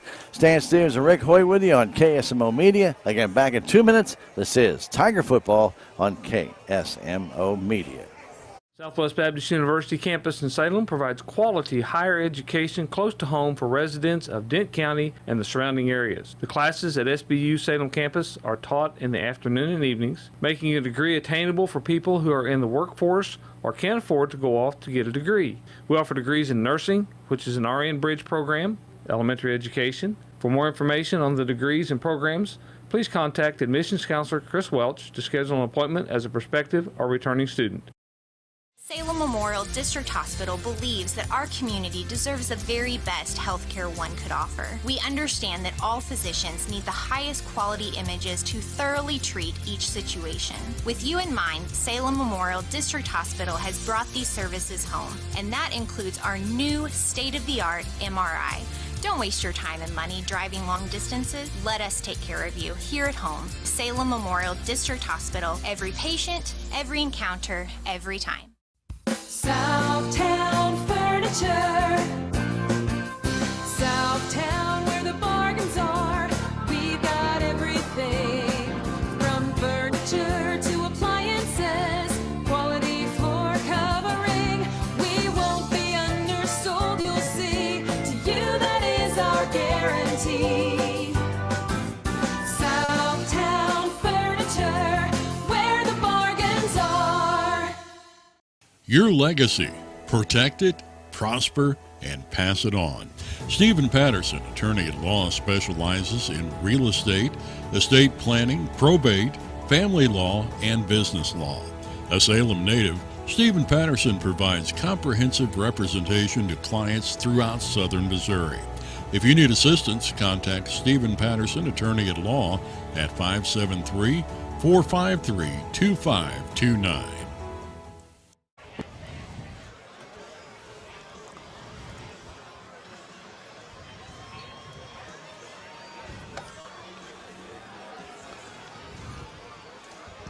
Well, it was confirmed. It was homecoming tonight. Yep. We did find that out, or Ben did. Ben did.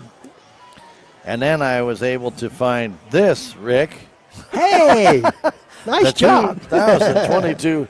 We don't know who won. We don't know who won. No idea. But anyway, nonetheless, they did have their homecoming here tonight early on. And so, again, congratulations to whoever won. Yep, we don't know.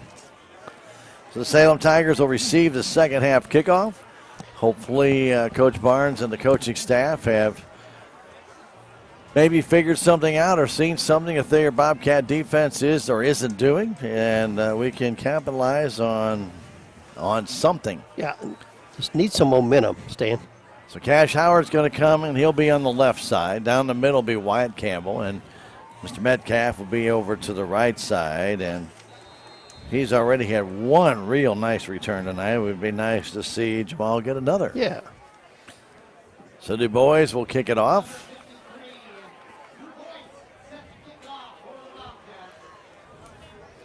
Zeb, just a freshman, as you mentioned, 255 pounds. and his kick. And he will hit you. Comes towards Campbell. He takes it to the 25-yard line. Campbell to the outside, stops again, and gets hit and taken down at about the 33-yard line. An 8-yard return. Okay. And the Salem Tigers offense will come back on the field. You know, Rick and I have watched a lot of football, and when you see a returner start to slow down because they see the opponent coming, I'd rather see the guy run out of bounds at full speed. Yeah, either that or just run over somebody if you have to. Try and run through it, but unfortunately, don't stop. Don't stop. Don't stop. And Wyatt kind of pulled up to a stop there, and it was easily taken down. 33-yard line from the far hash mark in the I formation. The handoff to Chandler Brakefield up the middle. A nice gain. That almost looked like a trip, Rick. He stuck his foot out. That's what I was looking at, Stan. I mean, I seen it coming in there, and he kind of tripped up. Yeah. That little odd. Peyton Mills brought him down afterwards.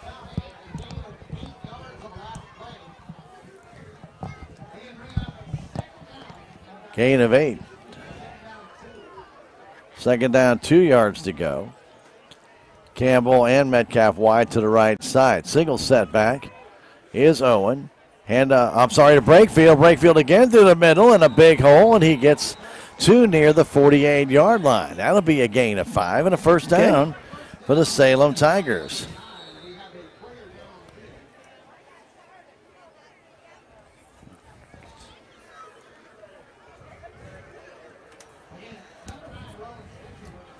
So a nice start to this first set here for the Salem Tigers in the second half. From another first down for the Salem Tigers. That's their first of the second half and 6th of the game. Campbell and Metcalf to the left.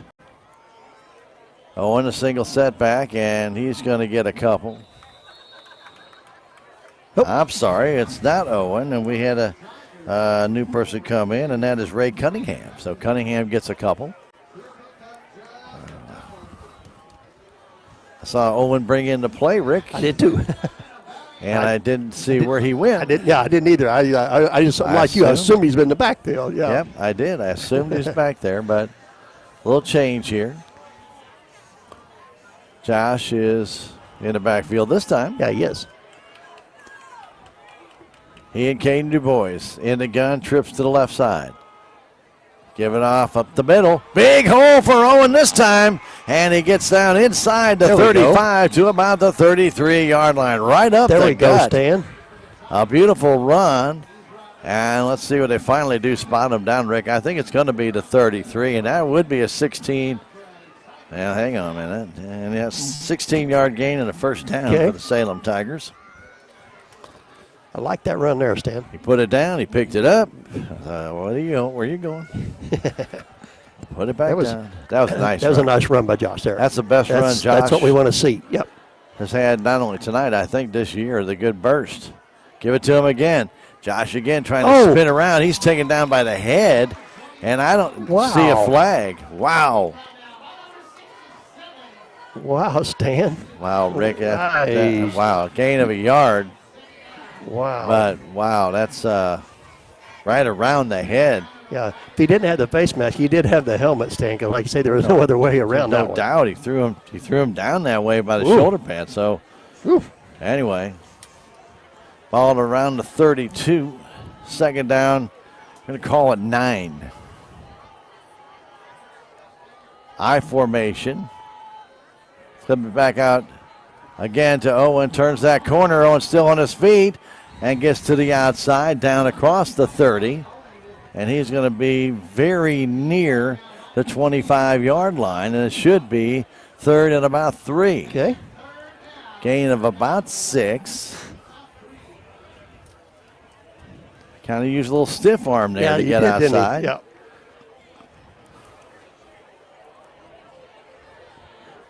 Owen will bring the play in. Down to 15 seconds on the play clock.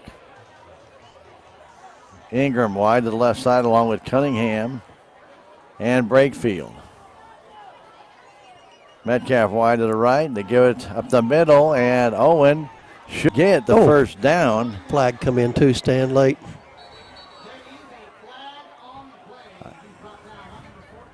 It was very close to the first down. It looked like he has it, but waiting on the flag.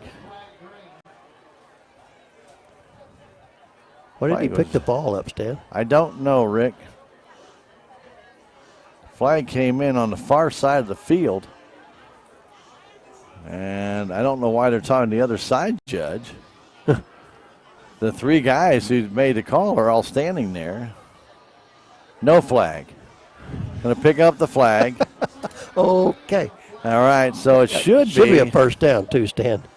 Should be, but from our vantage point, and they're going to bring in the chains on this? Yep. They're not even bringing the chains in? Yep. No, they're not. They are not bringing the chains in, Rick. They're just going to call it fourth down. No, they're going to bring them in. Okay. Well, I was going to say. I think Coach Barnes would would have a fit there if they didn't measure that.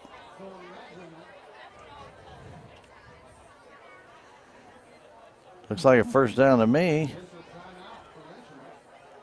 Seriously. Seriously? You was looking at a quarter inch. You was looking at it with the binoculars. I mean, you couldn't even see the distance between his fingers. All right, come on. It's a spot. Wow. Okay. So 4th down and a quarter of an inch. Well, this is a huge play. The Tigers have had a good drive going. Yeah. Ball right now situated at the 23-yard line.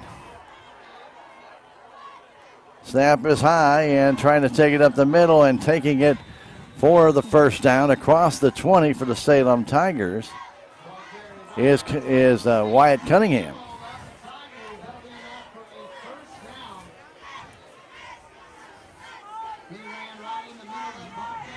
What did I say? Wyatt Cunningham. Wyatt Campbell. I'm sorry. Did you say Cunningham? I didn't. Well, no, I said it's Wyatt Campbell. I thought you did. Yeah. Campbell gets the first down. I'm sitting there going, did I say Cunningham? I think I did. I saw Ray in there, but that's not the purpose. Wyatt Campbell still in there.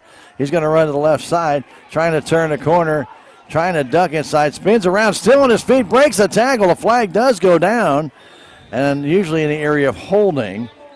He'll get down to about the 10. He's just right near the first down. It's about a yard and a half shy, but it is going to be in the area of holding against Salem back at the 25-yard line. And, Rick, not only is that going to be a 10-yard penalty, but it's at the spot of the foul. Wow. That's going to end up being a 15-yarder, a 5-yard loss, and then 10 yards from the spot. So a 5-yard loss and then the 10-yard penalty. Wow. That hurt. Yep. All right, guys. As Campbell got down to very close. Yeah, he was at the 10, pretty line. Close, right at 12, somewhere in there. Yep. So Campbell in for Du Bois.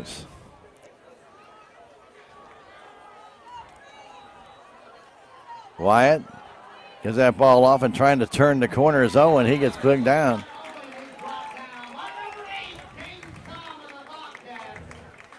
And that'll be a gain of maybe a yard. Okay.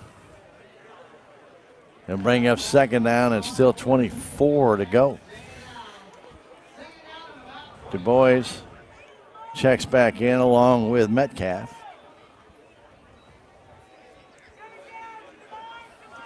Coming out for Salem is Evan Mendenhall. Campbell now splits wide to the right side. They go back in that I formation. Du Bois wants to throw. Rolls. Stops.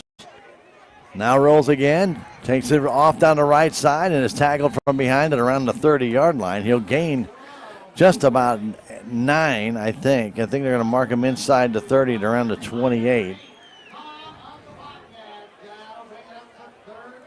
It's still going to be 3rd and 15. Okay.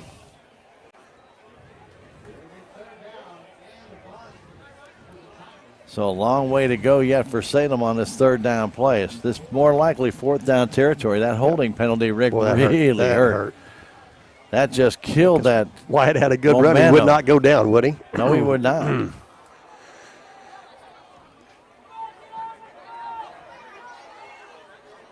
Du Bois gets it, looks to throw.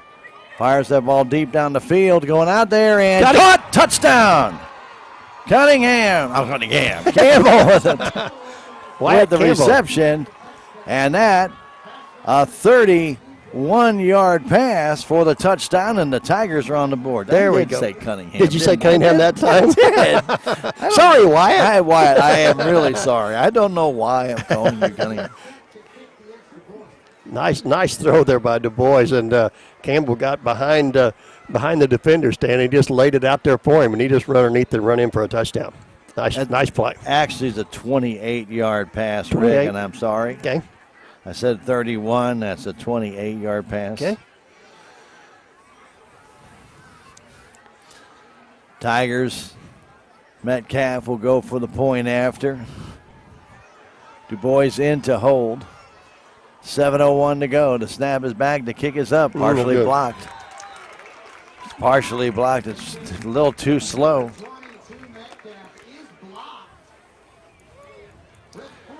And so it's 14-6 right now in favor of Thayer. Third score of the game belongs to the Salem Tigers. The pass from Du Bois to Campbell, Wyatt Campbell. of 28 yards and a touchdown. Yeah, we got it. So big play by the Salem Tigers. Finally, what we would say we needed. And they recovered from that penalty, Rick. That would have been a backbreaker had that not gone down.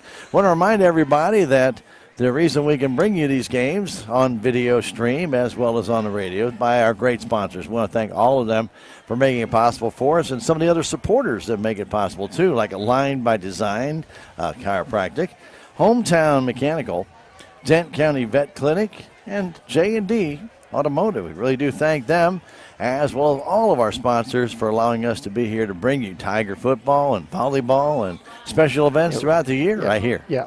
On KSMO Media. You bet. We enjoy bringing them, and I know that I know the fans, like you say, like to hear these games, and if it wasn't for them, Stan, we couldn't do it. That's exactly right. Matt Stokes in to kick it. Don't kick it to Spencer. No. Kick is a high one. Comes down, and they're going to flip it back to guess you know who, right? Spencer. He's coming up the field, and he gets across the 40-yard line. He must be a track guy, because they looked right at him as soon as Gonzalez got the ball. He said, "Here, you take it." Just kind of handed it to him, didn't he? A little baby flip, but anyway. Here, you take it. I caught it. You take it. Now can the Tiger defense step up, Rick? That's right. We got to have the defense has got to get right back off the field and put the offense right back out there. 6:54 to go, third quarter. 14-6. We got a ball game. As Harris goes under center, turns, hands that ball off, and trying to cut back against the grain, and getting a nice gain of about 9 yards is Mills. Peyton Mills got down low and used his hand to keep going. Yep. And it'll bring up 2nd and 1 right at almost midfield. Nothing fancy there. Yep. Good run by Mills. It was.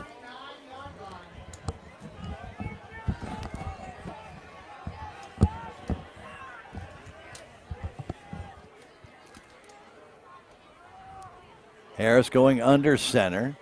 Put the ball back, and taking it across is Com for the first down. He'll get about 3. Tigers, Campbell takes him down after that gain of 3.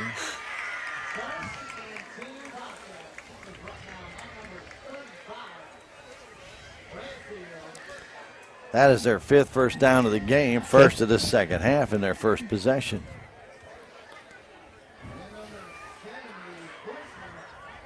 So Dawson Harris trying to lead the Thayer team to their first win. Salem also trying to find their first win tonight. Spencer wide to the right side. Harris turns, inside handoff to Mills, breaks one tackle, then cuts back to the middle, still on his feet, very close to another first down near the 39-yard line. He'll be about a yard short. A gain of about 7. Oops.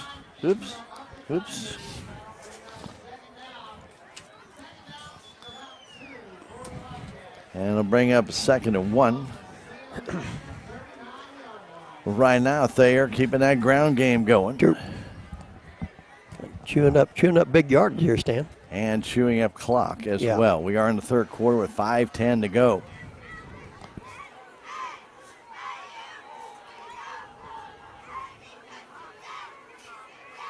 Harris very deliberate, flips it back, trying to get to the outside. Is Com, and Com will get the first down to the 35 of Salem, diving off the right tackle.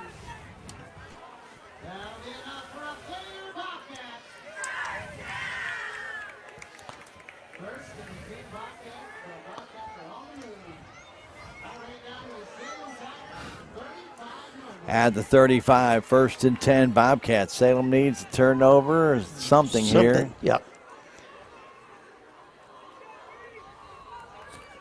2 in the backfield, Com and Mills. They'll give it to Com off the left side. He is hit after a short gain and driven back. Breakfield Also in there for the Salem Tigers, making a nice play was number 75 for Salem, Owen Hamilton. Gain of 1.5 yards, maybe 2. Ball at the 32.5 yard line. Yep.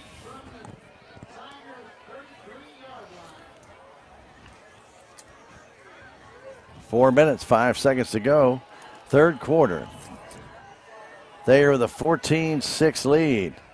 Going that stagger formation. They're going to give it to Spencer, trying to turn that corner. Around the outside, he's got some speed. Down the corner, breaks back to the middle of the field, but stepped out of bounds. He'll get down to the 22-yard line. That'll be a gain of 14 on the first down.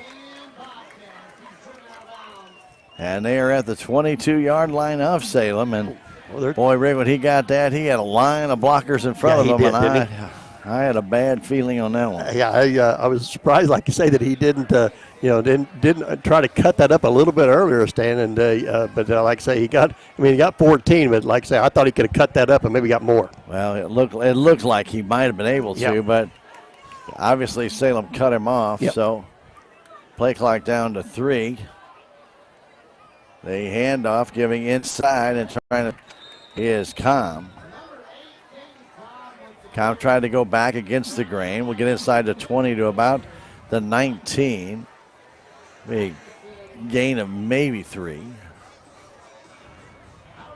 Second down, 7 yards to go. 3:30 to go in this third quarter. Salem with a nice touchdown, a pass from DuBois to Campbell. You're going to give me trouble about that all the way home. And I just don't know why. Close. Yeah. I don't have any clue why I called him Cunningham. Hand off to Com. Com trying to break through, thrown down hard by the Salem Tigers, getting in there very quickly with Matt Stokes. He read it well, threw him down, but he unfortunately threw him back toward the first down marker, gave him an extra 2 yards to bring up 3rd and 1. Stokes got him, but instead of pushing him back, he actually threw him forward. Right here, Tigers got to make a stand. They have made some goal line stands this year, and they're going to have to do it again. Right here against Thayer. 14-6, the Bobcats on this first drive of the third quarter. They had 2 guys moving again at the same time. Handoff comes back to Mills, and he'll get inside the 10 to about the 7. They'll get the first down. It'll be 1st and goal from the 7. I will say this about Thayer right now, Rick. They are methodically moving that ball down the field. Yep. Very nice mixture of plays here. Some not too fancy, some trying to do a little bit maybe extra, but for the most part they have been sticking to the basics. And their offensive line has been able to push Salem back just enough for them to get those first downs. Mason Sorrell goes wide to the left side. Handoff up the middle and trying to get in was Com, and he got nowhere. Maybe a gain of 1 yard or 2. Maybe a gain. I think 1 yard, Rick. 1, okay. Moved into the 6. Okay. Tigers read that well. I think that was Carter Diggin. Yeah, and Braden Atkinson came up. They both got in there. Both got in there? Yep. I think Carter hit him first. Braden helped bring him down or keep him from progressing any further. 2nd and goal.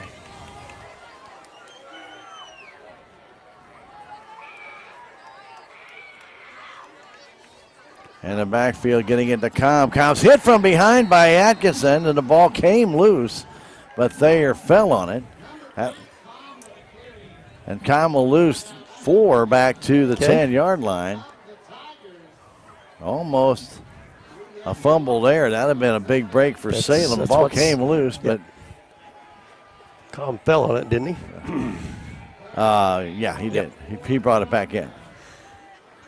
3rd down and goal. Ball almost at the 10. Just a smidge inside the 10-yard line. Down to 40 seconds left to go, third quarter. 14-6 there.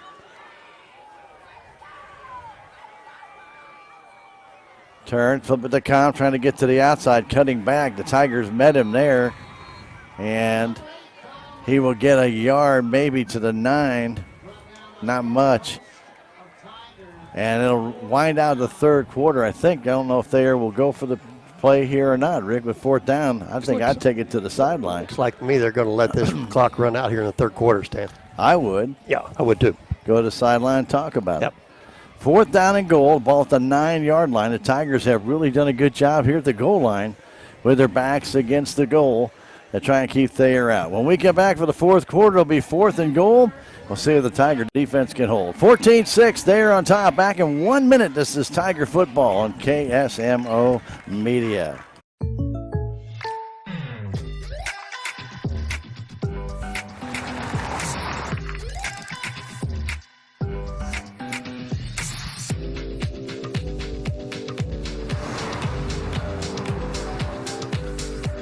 For your surprisingly great rates, contact your local State Farm agent today.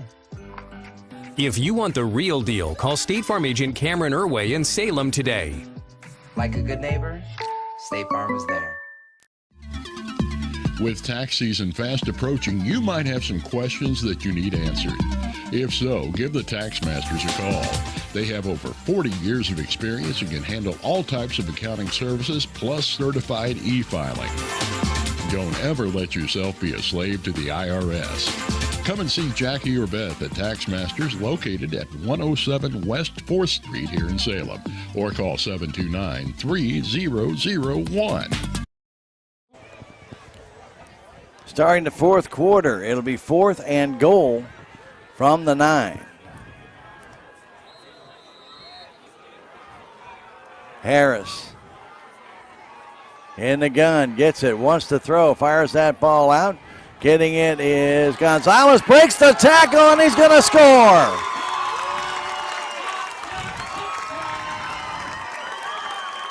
Wow.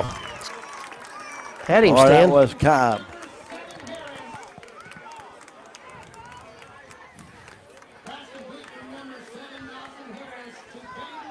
That was Cobb with that. Okay. Out that way was Gonzalez. He cut in. Cobb went out. And here in this fourth quarter on the very first play with 11:52, Cobb. Well, we had him, Stan. They did. 3 times they had him. Nobody brought him 9-yard down. pass from Harris. And on the extra point, the snap is bobbled. And so it is no good. And so now it's a 20-6 game. As the 2-point conversion fails. But boy, Rick, that was 3 different Tigers had him in their grasp and could not bring him down. I said Gonzalez because I said we're looking off that corner. It's my weak side here at Thayer. If you've been here, they got about a 2.5-foot window. We're both looking. We're trying to see how to. And so I saw Gonzalez cut that way, and I assumed it was him. I made a mistake, thank you. But anyway, Com with the touchdown, 9-yard pass. And it makes it a 20-6 game. Well, Rick, you got to credit Tiger defense. They all but shut that down, but they did. just couldn't finish it off. Yep. But also got to credit the Thayer offense for having what a drive. 7-minute. Well, let's see. Tigers scored with 7 minutes and 1 second left, and that drive went 7:08. 7:08. Yep. So that was a methodical drive by the Thayer Bobcats right there, Stan. Tip your cap to them. That was a well-designed drive. After being scored on, Stan, they come back out and they just took it right back to the Salem Tigers and went right down the field. So now the Tigers have to do exactly the same thing. Yeah, they got to come right back and answer and get a couple of scores here. And obviously, clock not on the side of the Salem Tigers. Still a lot of time left to go in this game. Yep. But you got to take advantage and get some big plays done and get those touchdowns and get them quickly. Du Bois with a kick goes way out of bounds. And so they'll make them do that one again. Another 5-yard penalty. Ball went over the Thayer dugout. Went over the Thayer bench and almost into their dugout over there. For Thayer, that is their 8th penalty for 60 yards and their first penalty here in the second half. Salem may elect to take this on the 35, Stan. No, they may. I mean, they can. Yeah, you're right. Looks like that may be what they're going to do. So Coach Barnes has decided to take it at the 35. Yep, here we go. Okay. Well, we can do that. Since the ball went out of bounds earlier than the 35. Yeah. Thought that they may want him to kick it again. I thought they a little might bit have deeper, get a little bit better field Yeah, I position. thought they might have too. Okay, very good. All right, get the offense back on the field. See what they can do. All right. 1st and 10. Ball will be at the 35-yard line of Salem. Still have virtually the whole fourth quarter left to go. Metcalf wide to the left side. Tigers put trips to the right. Du Bois the snap. Gives that ball off. A big run up the middle by Owen. Breaks the tackle and will get out across the 45 to the 48-yard line. That's a 14-yard gain. The first down for Owen. Good run there, Stan. It was. Seen a little crease there, and he just cut that ball up in the middle of the field. That was a nice run by Josh. Josh, your senior this year.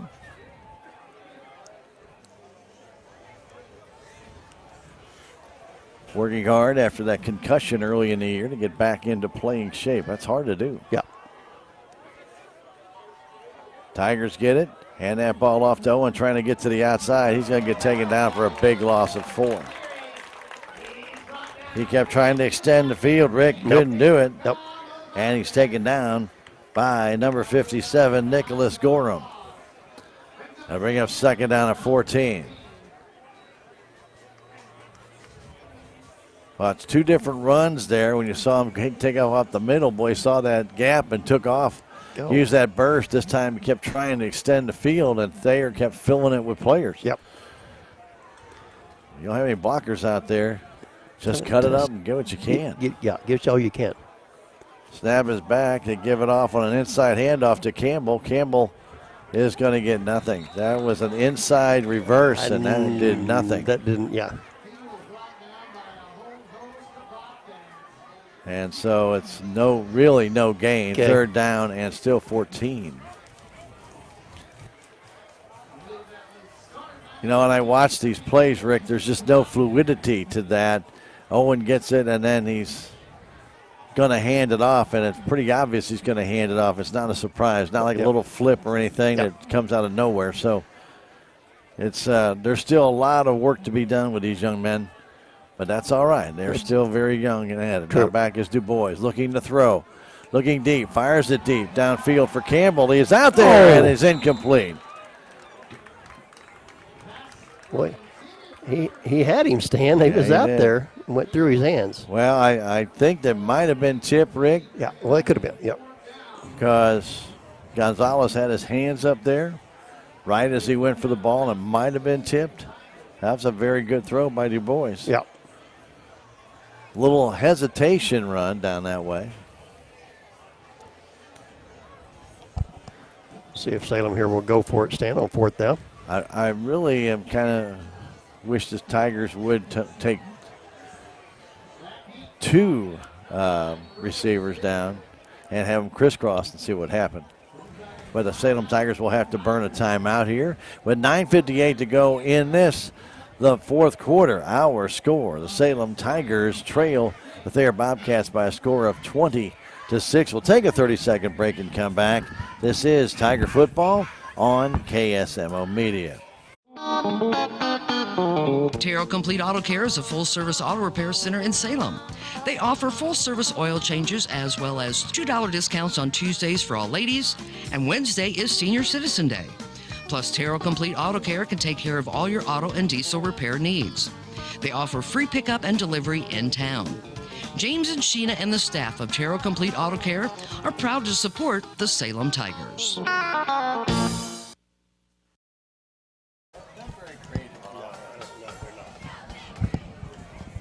9:58 to go. This is the 4th quarter.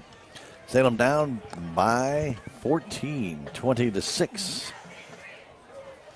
Their Bobcats touchdown is a 9-yard pass from Harris here in the first play of the 4th quarter. Meanwhile, Tigers in the second half. Campbell, 28-yard pass from Du Bois. It's 4th down. Tigers are going to go for it here. Owen in the backfield. Metcalf wide to the right side. Tigers receivers on the left side. They have 3. The boys back. Fires it out for Metcalf. Metcalf misses it. It's intercepted. Went right through his hands. Picked off down the sideline. And is Gonzalez. And he's pushed out of bounds at about the 4-yard line.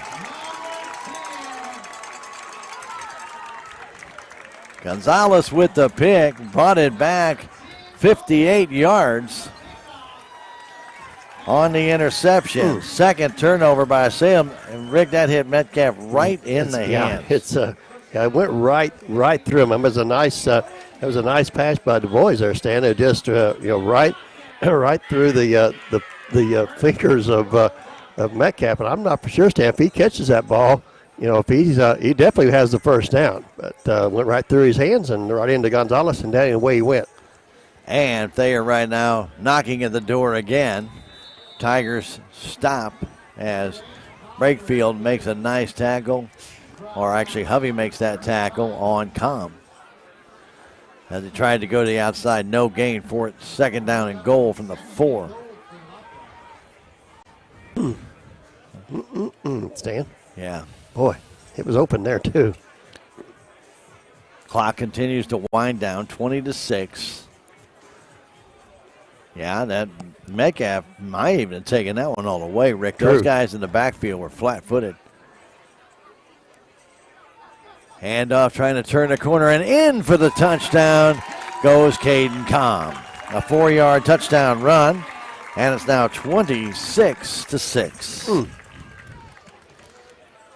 9:04 to go.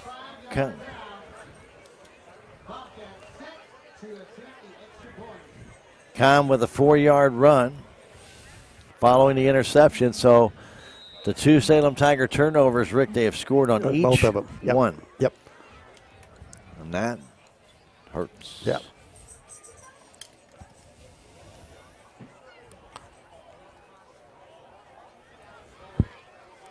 They will go for 2. Harris keeps it himself, rolls, flips it out, and it's good. A little flip inside to number 13, and that's Dalton Paulette. Harris to Paulette for the 2-point conversion.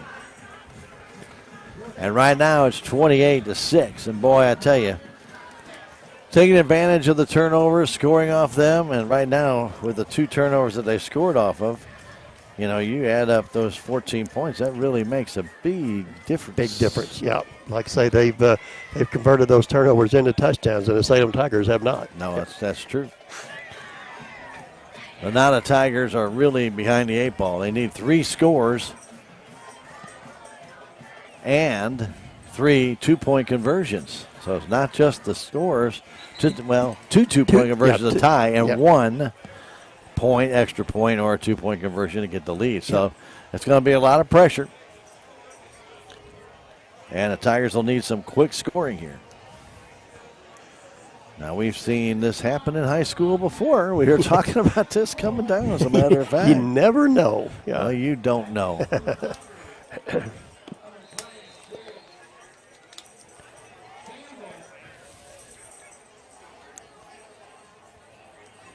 So I saw Du Bois check out. He was limping off.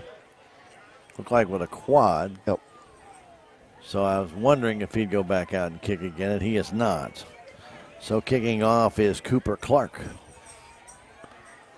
They're offside. They're offsides. But no call. Okay.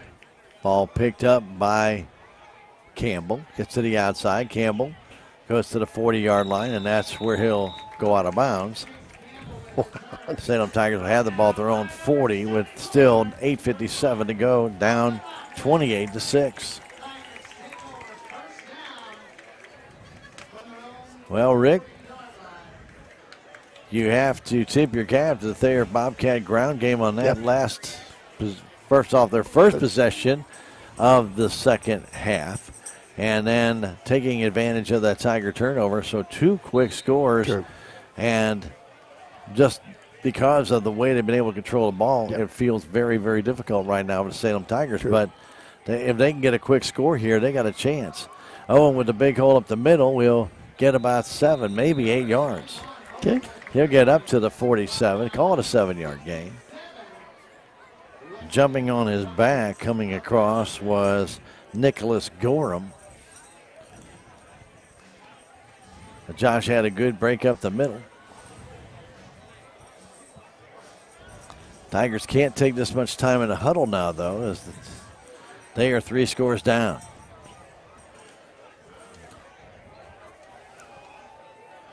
Cash Howard wide to the left side.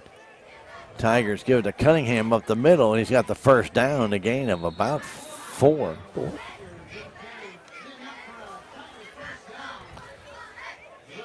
So Tigers have 11 first downs. They are only 8 in the game, but boy, they have 2 big long runs. The interception took them down to the 4, and 1 long, consistent drive. Yeah, it was a long drive. But long, very long-winded, long-timed. True. Ended up being a touchdown. Du Bois to Owen. Owen gets hit, but still on his feet, and he's not going to get much. Maybe, probably just back to the line of scrimmage, no gain. Okay.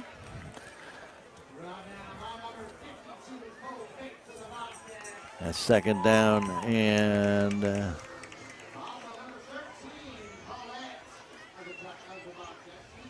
thank you.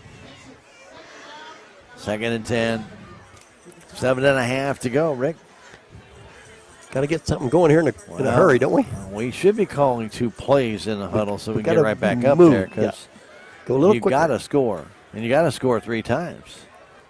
Cunningham, the real Cunningham, this time is going wide to the left side.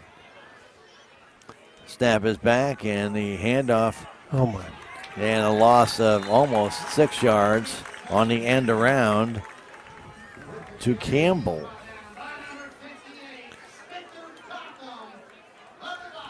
That was very slow in development. It was, wasn't it? And 3rd down, and now almost 15 yards to go. And it didn't fool any of the Thayer Bobcats, did it? No. I think they're queuing off, and Rick, I can't speak for it, but I think they're queuing off when our receiver goes back. Yeah. Since they're so far out, and they're not close to the line of scrimmage, No. so they're way out there. Back to throws Du Bois across the middle, dropped there by Howard. Ball a little bit behind Cash. He reached for it, got his fingers on it, couldn't pull it in. 4th down.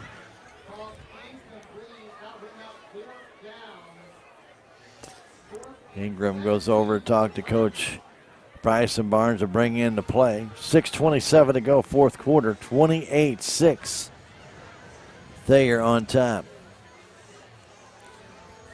The ball at the Salem Tiger 45-yard line. They need to get to the Thayer 39. So they've got a long way to go here. In the I formation. Back is Du Bois, who fires it. I don't even know who that was intended for. I guess Ingram. But Caleb never even turned his head around. No. Like he didn't know it was intended for him.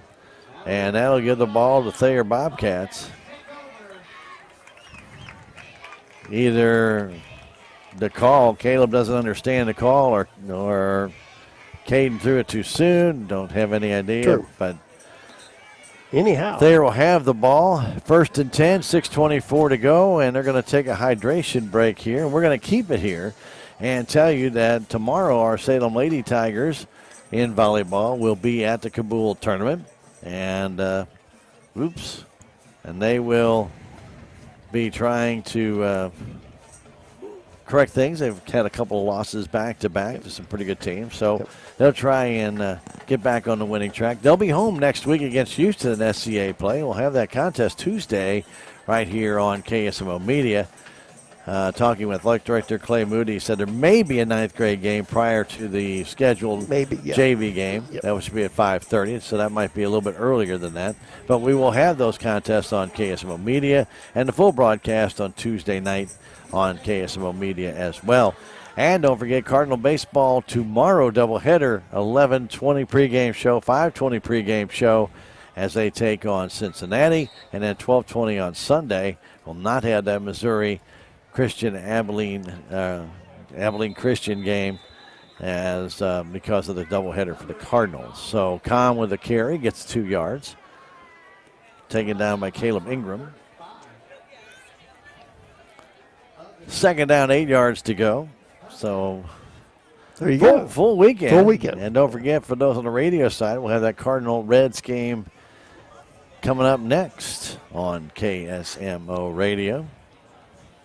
We'll, what time you got there, Ricky? 9:08. Yeah, we'll be getting that, probably joining that. We have it on a delayed basis, so we'll probably be joining up very close to the first pitch. Yep. Well, Spencer goes wide to the right side. I'm not sure that Thayer will throw the ball again tonight. But you never know. That's why they keep you guessing a little bit. True. The freshman Harris gets it. Hang that ball off and slipping down on the turf. Number 20, and that is Peyton Mills. Tried to plant, and there's nothing to plant. He just slid right on out. Getting a little dew out there, huh? Yeah, getting a little moist. Give him a yard. It'll be 3rd down and 7. With 5 minutes to go in the 4th quarter. 20 Thayer, 6 for the Salem Tigers.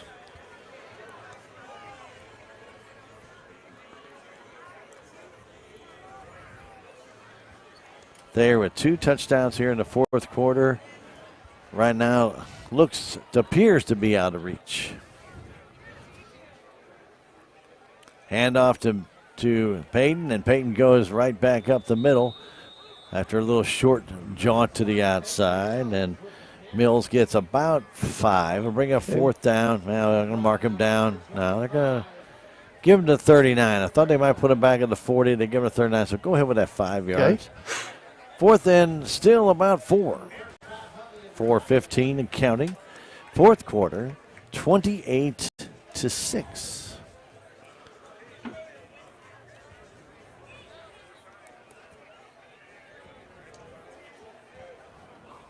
Three in the backfield for Harris. Jones turns around, flips it, gets it out to Mills again. Mills hit, gets the first down and more as he stays on his feet. Oh, that's just the 2nd and 3rd effort there. That's determination, wasn't it? Wow. Sure is. That's a gain of almost 10 and a first down as Peyton Mills got hit behind the first down marker and then tore away from the 2 Tigers trying to bring him down. And Rick, that play right there could pretty well put this game almost out of reach for sure.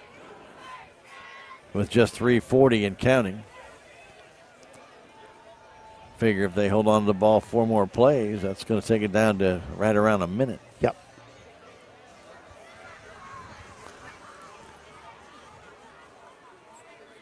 In a power eye, we've only seen that a couple times. They flip it back and trying to cut up the field and getting about 4, maybe 5 yards, wearing number 24, and that is Heath Combs. First time we've seen him in the game. Yep. Heath Combs is a tall kid at 6 feet and weighs 160 pounds. 2nd down and still about 6.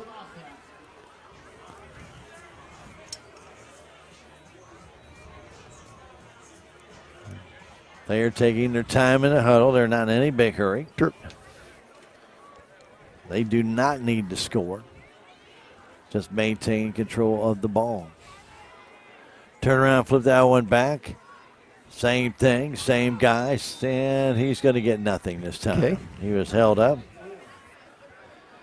As Heath Combs got stood up trying to get to the left side this time, and he just, Salem Tigers defense, got him, wouldn't let him go. 3rd down and still about 6, a little over maybe, 6.5. True.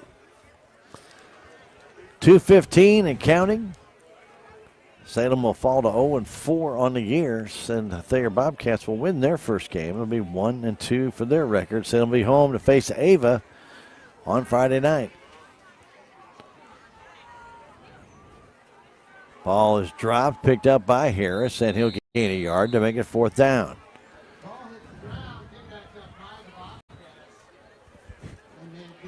So the ball at the 24-yard line, 4th and 5.5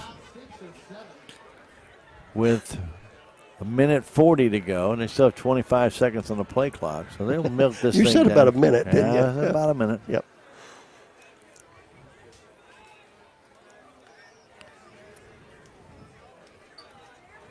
Crowd is stuck around here on this homecoming night here at Thayer. Yep. Young team, both of these teams, very young teams. As Harris gets it, hands that ball off. Guess who has it? Spencer trying to turn to the outside, and he'll get taken down around the 20. He's not going to get the first down. And with 1:06 to go, the Salem Tigers will take over on downs. So a gain of 3. Okay. And with 1:06 to go, the Salem Tigers will take over 1st and 10 at their own 20. Extra, let's see where they're going to spot it down, their own 20-yard line. There they go.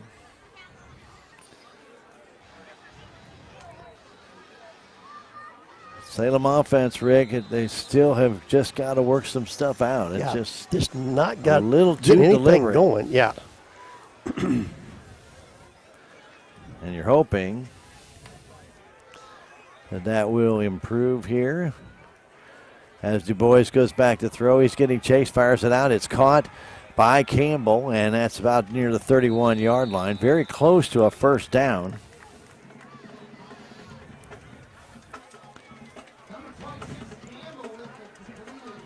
But not quite there, about 2nd and 1.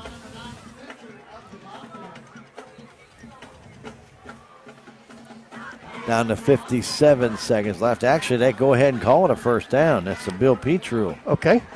Too late in the game to worry about measuring. Now we have a timeout called by Thayer. With 54.2 seconds left, they lead it by a score of 28-6. Well, Rick, we do want to take a 30-second break and come back as we get near the end of this game. We will return. 28-6 there. This is Tiger football. Take a 30-second break and come back on KSMO Media. This is Mike Elliott from Town & Country Insurance. As an independent agent, we shop many different companies, allowing us to find the best value for our clients. Town & Country Insurance has been serving South Central Missouri since 1963. We have offices in Salem, Rolla, Licking, and Mountain Grove, and would welcome an opportunity to show you what we can do for you. Stop by 400 West Scenic Rivers Boulevard, located inside the Town & Country Bank, or you can call our office at 729-6624. Thayer back on the field, and the Salem Tigers now get back on there. 54 seconds left to go in the game. Salem and Ava next week at home, and the Tigers go on the road to Willow Springs.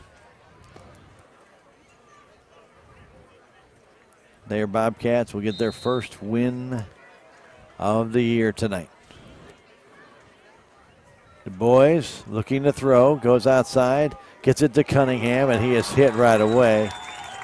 Not much of a gain at all as Peyton Mills just nails him. A gain of about 3.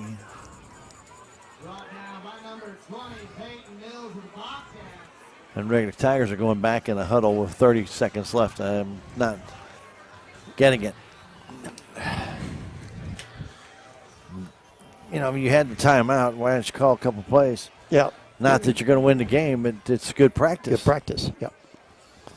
In the I formation, Du Bois will go back to throw. He's getting pressure, rolls to his left, fires the ball out, and there's nobody there.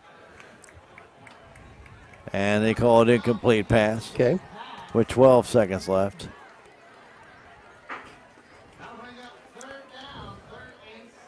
And so, with 12 seconds left,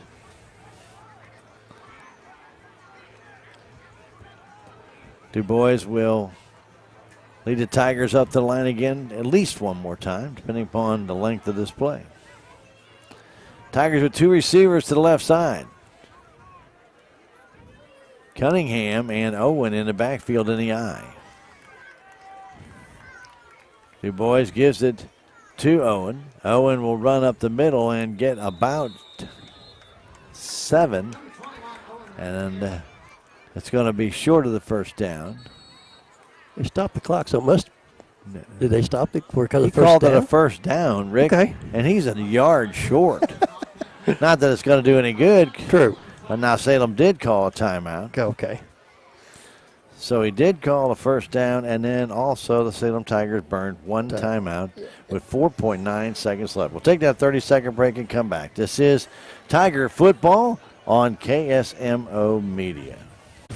No matter what, every morning, farmers go to work, doing what needs done. The work is unforgiving. The days are long, real long. They nurture, they grow, they harvest. When the day is done, sell the fruits of your labor to your neighbors on Town Screen. Here in Thayer, we're back. Probably the last play of the game. 4.9 seconds left. 1st and 10. Salem at the 43. Giving it off to Josh Owen. Trying to turn the corner. He'll gain a yard, and that does it. Salem Tigers lose their 4th game of the year. They lose it to the Thayer Bobcats by a score of 28-6 on their homecoming night. Well, Rick, tough night for the Salem Tigers. Could not take advantage of some turnovers. Thayer did. And the Thayer ground game, just enough to kind of really just keep the crowd in it, but just took any momentum Salem ever had just right away. Yeah, once that Salem got that touchdown, Stanham, and got back in the game, that they got credit that Thayer Bobcats. They come right back on the field and just took the ball right down the field and put a touchdown to match that Salem touchdown. So the Salem Tigers fall to 0-4, and they will be hosting the Ava Bears next week in SCA play. They're also 0-2 in the SCA play. Again, we do want to remind all those who will be following the JV that the JV game scheduled for Monday here at Thayer has been canceled. Again, the JV game between the Salem Tigers and the Thayer Bobcats scheduled for Monday has been canceled. Both schools agree to that as they're going to be short some players, and also there's a transportation issue, and so they have gone ahead and postponed that contest. So no JV game on Monday here at Thayer. So again, the Salem Tigers lose it by a score of 28-6, and we will give you some stats and highlights when we come back to wrap things up in 3 minutes. This is Tiger Football on KSMO Media. When I meet a new loan customer, I try to drop everything that I was working on prior to them coming in my office and focus directly on what their needs are at the time, whether it be a new car, their first house. I focus directly on what they are telling me and what they are needing. And it doesn't matter if it's a small $1,000 loan or a $200,000 house. I try to treat every client. Relationships. It's not just being on a first-name basis. It's a partnership built on trust. This is Scott Ball, president of the Bank of Salem. Since 1883, the Bank of Salem has been serving our local community with the kind of personal service and professionalism that builds relationships. We've earned the trust of our customers with over a century of strength and stability, never once changing our name or compromising customer service. Stop by one of our 2 locations in Salem, visit our website, or download our free mobile app. The Bank of Salem, Equal Housing Lender, member FDIC. Sorry, Dad. Sure, you could get him a new car. You could also light a pile of money on fire. Because as long as Mr. It wasn't my fault takes the wheel on occasion, maintaining this car is your best option. So keep it running longer, stronger, with quality parts and a whole lot of Napa know-how. Dad, where are you going? Duncan Family Chiropractic provides chiropractic care to everyone from newborn to elderly. Dr. Duncan treats wellness, sports injuries, chronic ear infections, pregnancy, and more. Ask Dr. Duncan about your full line of supplements, including Juice Plus and standard processed supplements, as well as pain relief, BioFreeze products.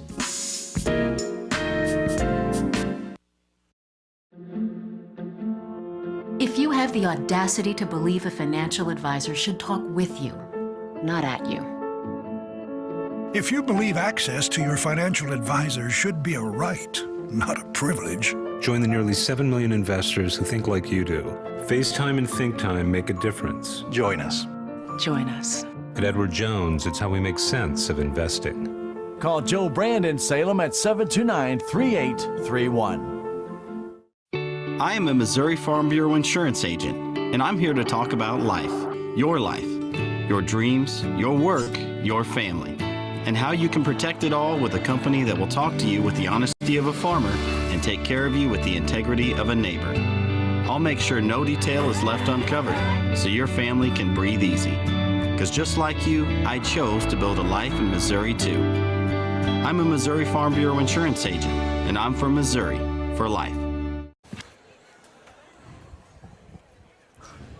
Salem Tigers come to Thayer, and Rick, I think, had their aspirations of getting their first win of the year, and it got a good break to start the game out on the fumble by Thayer.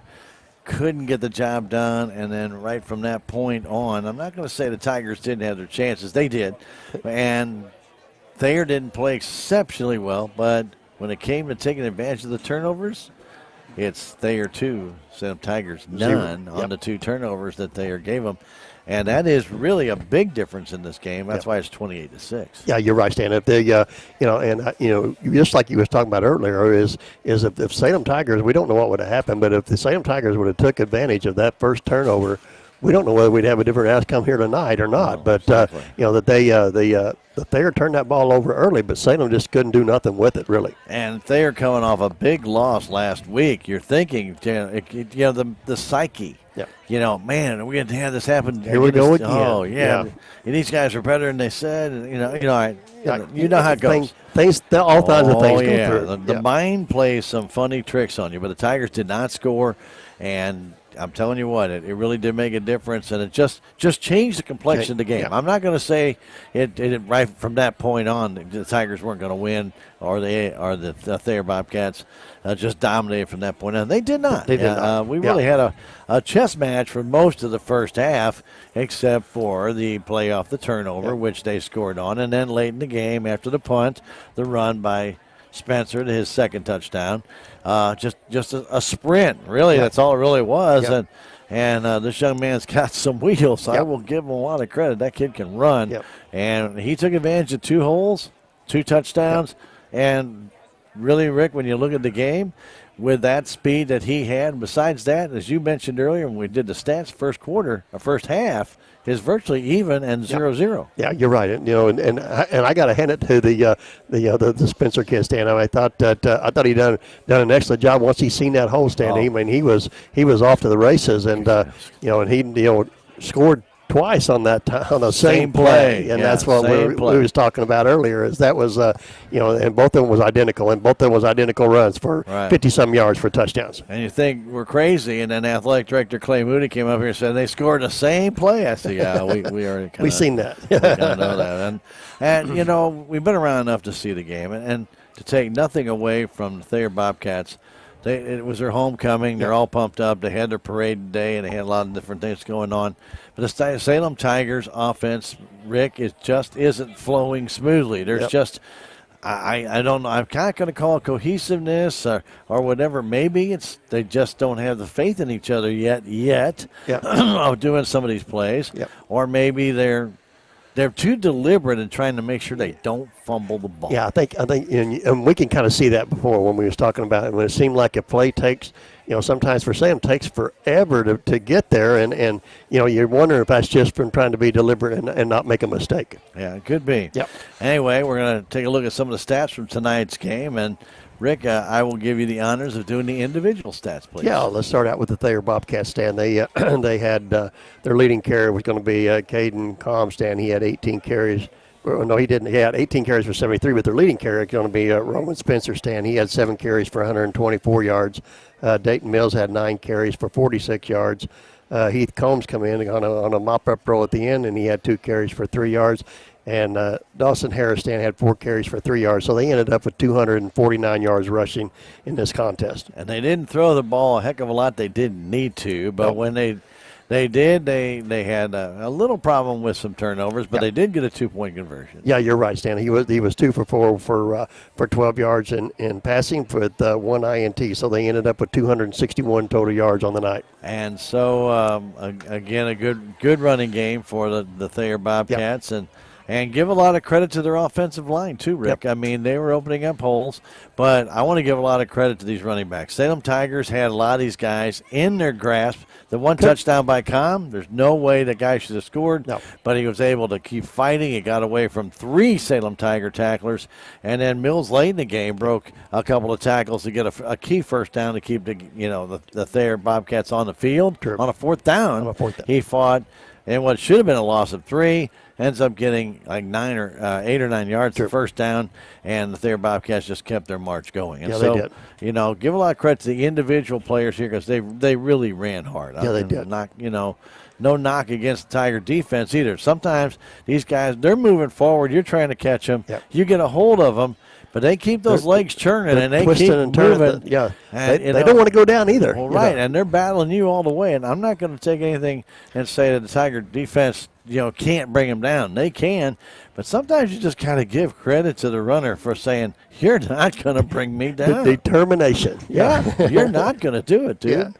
Yeah. Okay, let's start out with the Salem Tigers stand. We'll go to Salem here. We'll go with their leading carrier tonight. It's going to be Josh Owen. He had 17 carries for 61 yards. Caden Du Bois had 13 carries for 32 yards. Chandler Brakefield had 4 carries for 18 yards. Ray Cunningham had 2 carries for 6 yards. And then Wyatt Campbell he had the minus tonight. He had the 6 carries for -2 yards. So Salem ended up with 115 yards of rushing on the night. Okay, and passing, Caden Du Bois didn't have a bad game passing. No, like you say, he got an unfortunate bounce off the hands of Metcalf. Yeah, that's true. Like I say, he ended up being 6 for 14 for 63 yards with 1 INT. So Salem ended up with 178 total yards of offense on the night. Okay, so very good. So that's the individual stats, and as we take a look at the team stats before we take a look at scoring, Salem Tigers finished with 13 first downs in the game, while Thayer had only 9. Salem Tigers had 1 fumble, 1 interception, and Thayer had 1 fumble and 1 interception. Also, the penalties, 4 for the Salem Tigers for 40 yards, 8 for the Thayer Bobcats, and 60 yards. In the scoring game in the first quarter, after the Salem Tigers gave the ball away on a fumble, it was Spencer after a penalty, by the way. I went 45 yards for the touchdown on a 1-play drive. 2-point conversion failed. There we go. And 6-0 Houston with a 2:37 mark of the first quarter. Tigers in the second quarter and Thayer, it was a chess match. They just went back and forth. Tigers actually then got the ball after a punt and then lost yardage. And that's a kind of a key because the Tigers got backed up inside their own 15-yard, 20-yard line. And then a good punt by Metcalf put the ball down at the 46-yard line. If there were 1-play drive again, and that same play, we talk about that inside handoff to Spencer, went 54 yards, and Peyton Mills, a 2-point conversion, made it 14-0 with 27 seconds left to go in the half. Third quarter was scoreless, and in the fourth quarter, and the Tigers watched Thayer after Salem scored in the third quarter with 7:01 still remaining. The Campbell 28 pass to Du Bois. Looked like the Tiger offense might get started. The point after was blocked. It was 14-6 to start that third quarter. So the Salem Tigers had a 4-minute, 59-second drive to get their touchdown. Then it was promptly Thayer going on a 7-minute, if I get this right, 7-minute, 8-second drive. And with 11:52 to go in the fourth quarter, on a 9-yard pass from Harris, 2-point conversion fails. It was 20-6. And then after the final turnover, the interception, a 4-yard run. How many play drive, Rick? 2. Yep. Harris to Paulette for the 2-point conversion, 28-6. And that's how this game concluded. Thayer goes to 1-2 on the year. Salem falls to 0-4. And Rick, the Tigers got to go back to the drawing board with the offense. Something has got to emerge out of some of this frustration. There's got to be a little quickness, more speed, simplicity maybe. Maybe that's what it is. I don't know, but something it's got to click with this offense because it has been very difficult to see the Tigers' offense struggle like it has. Yeah, and like you say, and we don't know, like you say, maybe maybe just need to, maybe just need some confidence in some of these young men, and that may be all we need. We just need to, have some stuff positive. I think we did see a little bit of positive here tonight. We've seen some negative stuff, but But I mean, you got to regroup. I mean, you got to come out of this on yourself. I mean, nobody's going to feel sorry for you. Nobody's going to lay down and let you beat them. So you're going to have to get out here and do it yourself and come out and win a ball game. You sound like a coach. Oh man! All righty, let's go get them. Let's go get them. But nonetheless, the Tigers will be at home and face the Ava Bears. That will be on Friday night. Now, on the Lady Tigers will be at Kabul tomorrow in the Kabul Invitational Tournament. Their next home match will be Tuesday against Houston, and we'll be there to bring it to you on KSMO Media. For Jim back at the station, for Rick, for Ben, Krista upstairs with the coaches battling them out all night long.